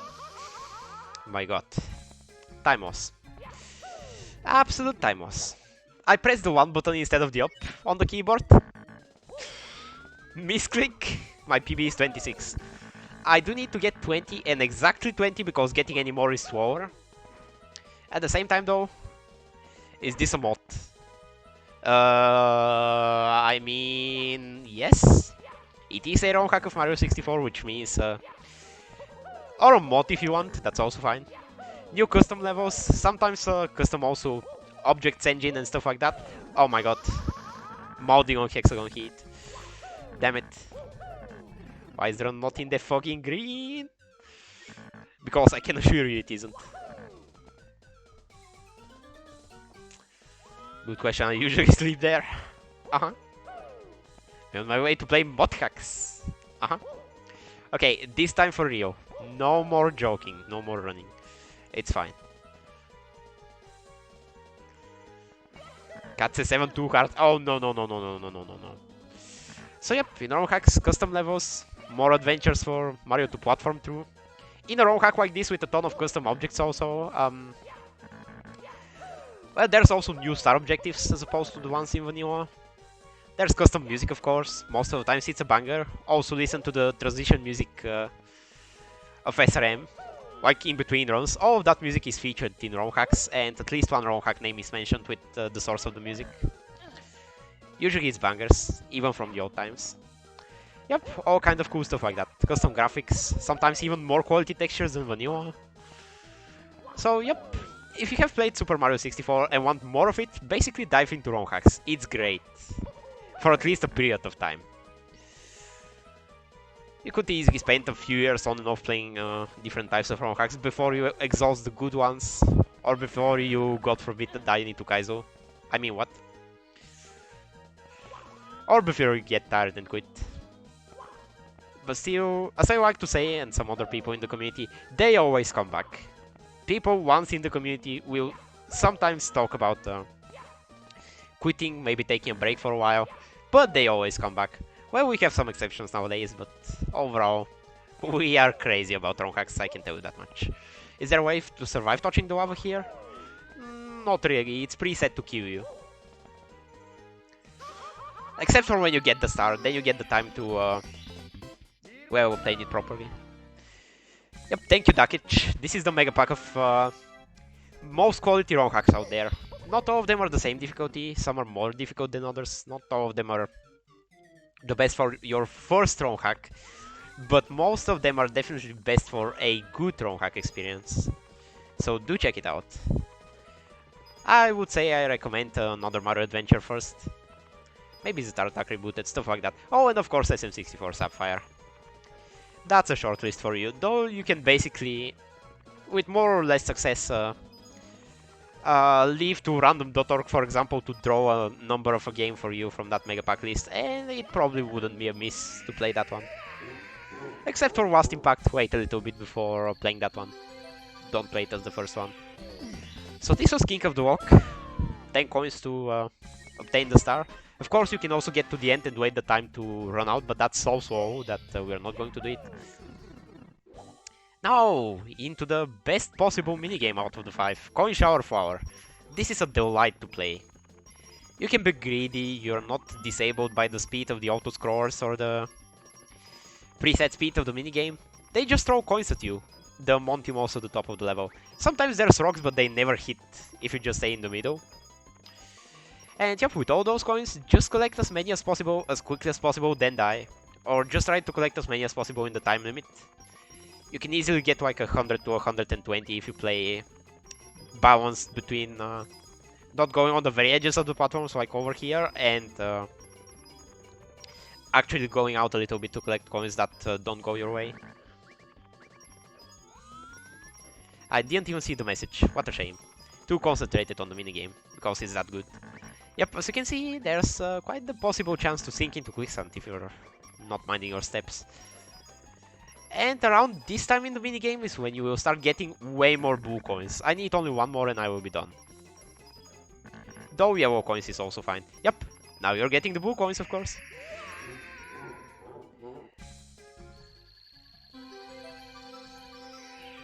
Yep, that's do not start with Star Revenge 6, please. If you're a real troll, you'd record the Night of Doom Core 6 song. Doesn't mean I will accept it. At this point it's basically impossible. I like it, but like, people don't, so I'm not going to cause that to their ears. Okay, and now, for the most annoying minigame of all of them. Protect the cake. Remember that minigame from another Mario adventure yesterday, where bunnies were eating the carrot? It was inspired from this one, which itself is probably inspired from some Mario Party minigame. Not that I know Mario Party well enough to know. But the point is, well, don't let the Goombas touch the cake, because over here it's an insta-kill. Or like, kill exactly 25 Goombas, and similar to King of the Walk and Hexagon Heat, let the next Goomba touch the cake. Then Goombas feast on the cake, you get a star, everyone is happy. Probably even Peach, because she probably doesn't even want you to eat that cake, seriously. Mario never gets the cake properly. And I died 15 Goombas in. They call him the Time Mouse, except that Time Mouse wouldn't actually die to this. Which is some sweet irony. Is that the boring water? Uh-huh. Want to be an entertaining troll, not that kind of troll. That's why TB and I hate each other sometimes, but that's fine. Goomba nom nom nom. Yep, Goomba had cake, now it's time for the real deal. So there's no real good way to kill the Goombas, because dive like this is way too slow. You need to be able to turn around almost immediately. You need to account for that, because the Goombas will speed up. Kick is the best move possibly, but it can also overshoot, as you can see. I can go over the Goomba's head. Actually, I think that was the reason why I was the first time. Punch is also possible, but you need to do it with some speed, or else usually this will happen. And too much speed and the punch will turn into a dive, which I already said why it's problematic. Just jump on their heads, forehead. Yeah, but then you're still in an airborne state, and you need to be able to turn around, but you're not quick in that. So it's a whole science being able to prevail in this minigame. Not for the 25, you can do it with just some skill that I'm just lacking sometimes, and just with some luck. You can sacrifice HP for a while too, but like, man. Gotta think in this minigame, but Mushie would probably reject it anyway. I mean, yes, I just discussed that We have a better port in the SRM music now, starting from this time. Anyway, this makes 128 stars. Unfortunately, the jukebox will not activate, otherwise I will play some people's favorite music from this run. We heard probably almost everything. But it takes all stars to open up, and unfortunately the last 2 stars are in the final Bowser level. It's time. I'm probably exhausting all the possible time that I gave myself with the estimate. At least I wouldn't be going over. That's fine. That's cool. But yep, it's time to return to the final Bowser. In the third overworld. Is there a time for the secret lava climb? There's about 10 minutes left, so unfortunately no. There will be no time for that. When I finish the run is finished. I hope there's time for the credits to roll, because technically they're still part of the run. But otherwise, yep, I used up my time. With crashes and deaths and everything. Unfortunately, no Easter eggs showcased today. Sorry. That's just how it happens. He is talking, by the way, for anyone not in the know, about a 131st star in the game, which doesn't actually count, because Kaze made it a throw star. Clever guy. Within a cutout area that he left in as an Easter egg. It's in an invisible pipe somewhere in Overworld 3. It's kinda hard to access. I don't think I have a save state for it right now, so you would watch me suffer on a BOJ for some time. And it's a kinda nice hectic level. I can see why he cut it out, but honestly, the levels which stayed in Last Impact, some of them are even worse of a design choice, so yeah. That cutout level could have totally been into the game. He says it has been too difficult. Well, look at this level over here. Look at this level. Okay, so after the ice section, with the danger of dying to every single second slope triangle in the whole slope section, which is iced, and also snowballs, here's the fire section. Well, without the skips I'm doing, you're expected to do lava bounces, which hasn't been mandatory throughout the game, and for a casual hack, lava bounces are kind of a meh territory. But also lava bounces in this tight section with collision around, I don't know what Kaze was thinking. Lava bounces are the thing for which you need a free area around you to be able to move around. Especially if you're meeting them for the first time and don't know how they work. And having walls in your way to impede your progress, that's a dumb move. So that's why I don't appreciate the lava bounces in the fire section. Luckily it didn't kill me, I did my skips properly. So it's time for the cloud section. Which, well, is just a tiny remnant of the above the clouds level. It's fine, this time you can definitely step on the wings. Also, there are some chandeliers to light up, some platforms will appear over here, but we only need the first one. It's probably also skippable, but I didn't put effort into it. He was probably thinking, oh, you just clip through stuff, that will do. Yeah, but you don't, that's the problem. Ceilings have proper collision. The collision is not broken in the good way over there. We have walls, floors and ceilings trying to stop your progress through the lava bounces. And there are some really small platforms. Anyway, finally electrical, featuring those electrical scuttlebugs from Courses 9, where we had to kill them for a star, and Course 13, where well, Colossal Circuits and electrical scuttlebugs, that just makes sense. The man himself, Kaze, coming for the end of the run. Man, if only Kaze was here, I'd tell him his game sucks. That's a mood. Yep. For that reason, since the game sucks, Kaze, can we have news towards the end of this run about the supercut? What will be happening? How many stars? We will be doing it, we will be soon. I guess I'll just have to praise his hack while he's not here. Yep, because personally I am interested. Of course I will still keep giving love to the main original game, but well, if you're doing that update, I'm curious to see how casuals will treat it. So I also want it out.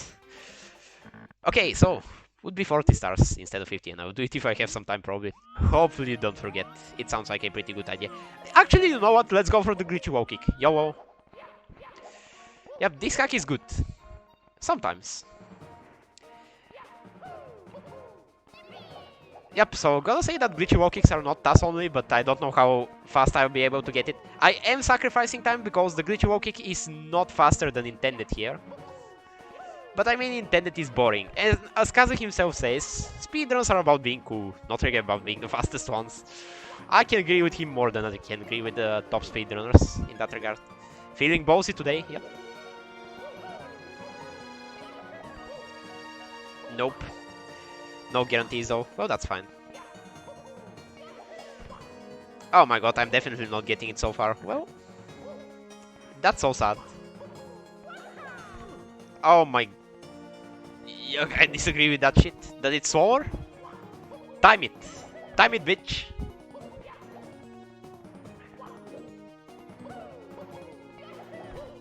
Oh my god, why am I getting actual wall kicks? Come on now. Oh, about the... Oh, with the... Okay, with that you can disagree, I agree. Agree to disagree. I'm definitely not making it. At this point I might have to take the L and do intended. Shame. This patch on the ground right here is a good visual cue for this thing, but, well... It's not happening right now. If you want world record, then don't do this fucking shit. That's true. Oh my god, I will do this fucking shit. Seago, please spare me. Anyway. Okay, let's do intended. This was a fucking failure. Yep. By the way, I'm raising and lowering the camera horizon, something which many people are not aware about. I really prefer the maximum camera horizon, aka the camera looking as much as possible as if it is top down, because that gives the best angle in my opinion. Many people don't realize that is possible, and that leads to some extra camera problems during casual playthroughs. Finally he listens. Lol. Okay, now for the more intense second section. Unfortunately, there's nothing intense about this, just the music is sped up. I just have to hop around for 30 seconds and... Yep. Burnt ham. Time to press Sage. Jumping on spoiled ham slices. Apparently Peach has eaten many of those, because you can ride Peach like a Yoshi if you get in the Peach Cave before finishing the run. And also, she can spit out from her tongue all those kinds of platforms. So yep, she has eaten some nasty shit. Okay, now the only thing worse than losing time to the glitchy wall kick against intended is losing against Rocher over here, so let's not do that. The story is Goombas also got imprisoned as Bowser's minions, but not Rocher's minions. And he's destroying the world anyway. And they were stealing stars, so they deserve it. But yeah, now they're going to power us up with the power of all 130 stars we collected. And that basically means Mario becomes Super Saiyan. High jumps, low gravity, regeneration, which is what we will need to beat this boss. And some more extra coins, because this bitch can actually deal 4 damage to you with those meteors. Okay, now the eternal words of Kaze. I bet on Rocher, 2021. Are you able to jump between those text boxes? Possibly? Question mark? Never seen this boss? Oh boy, Dakich, that means you haven't finished this game. So there are some differences in 1.2 which make this boss better to fight. I have to deal with bad cameras and having to deal 5 hits as usual. But mostly I have this boss down to a science, unless he decides to do something stupid. That's 4 hits, 1 more and we will be done with the game. Good turn RNG, Yep, the idea is to get him to chase you. Which is a subtle move. But GG, that makes vast impact. All stars in the game, I have nothing else to offer, because I've already presented the Easter eggs during other runs. And quite close to Peach too. Shame my ass, I bet on RNG. Okay, so this is the end of the run, but time is technically after the credits. Fade out after credits. If we have time for that. If not, then someone please inform me that we are switching runs. I guess I will just let the stream roll. 2 minutes of lows. Yep, another 2 minutes and then the run will be over. So now you see the, well, the slideshow of the whole game in action. This is what we played through. And this is what you would play through if you decide to run this game. Or, well, play it casually in the first place. Thanks for the GG's, guys. Yep, about 320. Seem to be fine, that's up to the hosts. I'll be a few seconds overestimate, but yeah. I'm betting 8 chips on 26. Very fair. Yep. So, thanks to the SRM people, which is Void basically, for allowing me to run this absolute piece of a ROM hack. I don't know how to describe it. It spoke for itself. Because we saw all the good things and all the junk. Good and bad ROM hack. Love and hate. My Stockholm Syndrome. Yep, that's the one. And shoutouts to many people who have found or had interested in finding different strats for this game. Also for those who paved the way with the proper 80-star route. Also the 130-star route, even though I'm not actually using it. For all the people who found the BOJs and stuff like that. Holy shit, this game is great to run. Maybe not your best run, but great entertainment. Thank you very much. That's about what I was aiming for. But for the love of God, don't glitchy walking in Bowser T. Don't worry, usually I'm not doing that. Yep. And again, shoutouts to Putty1 for making me run this. By telling me to do so, and I just listened. Yeah, that's pretty cool. Okay, time incoming. We watch the credits because of those two text boxes right now. And time comes on fade out. Black screen means time. That's it. Asbeth is in the credits, Agwap is in the credits. Oh no, I'm overestimated by like 8 seconds. Yep. Thanks for watching this run. And for considering this ROM hack. And next up we will have Agwap running Shining Stars 390 star. Definitely do not miss. Agwap is also a great entertainer. And Shining Stars 390 is also a game very broken with BOJs. So don't miss it, and don't miss the rest of the marathon. Was a pleasure.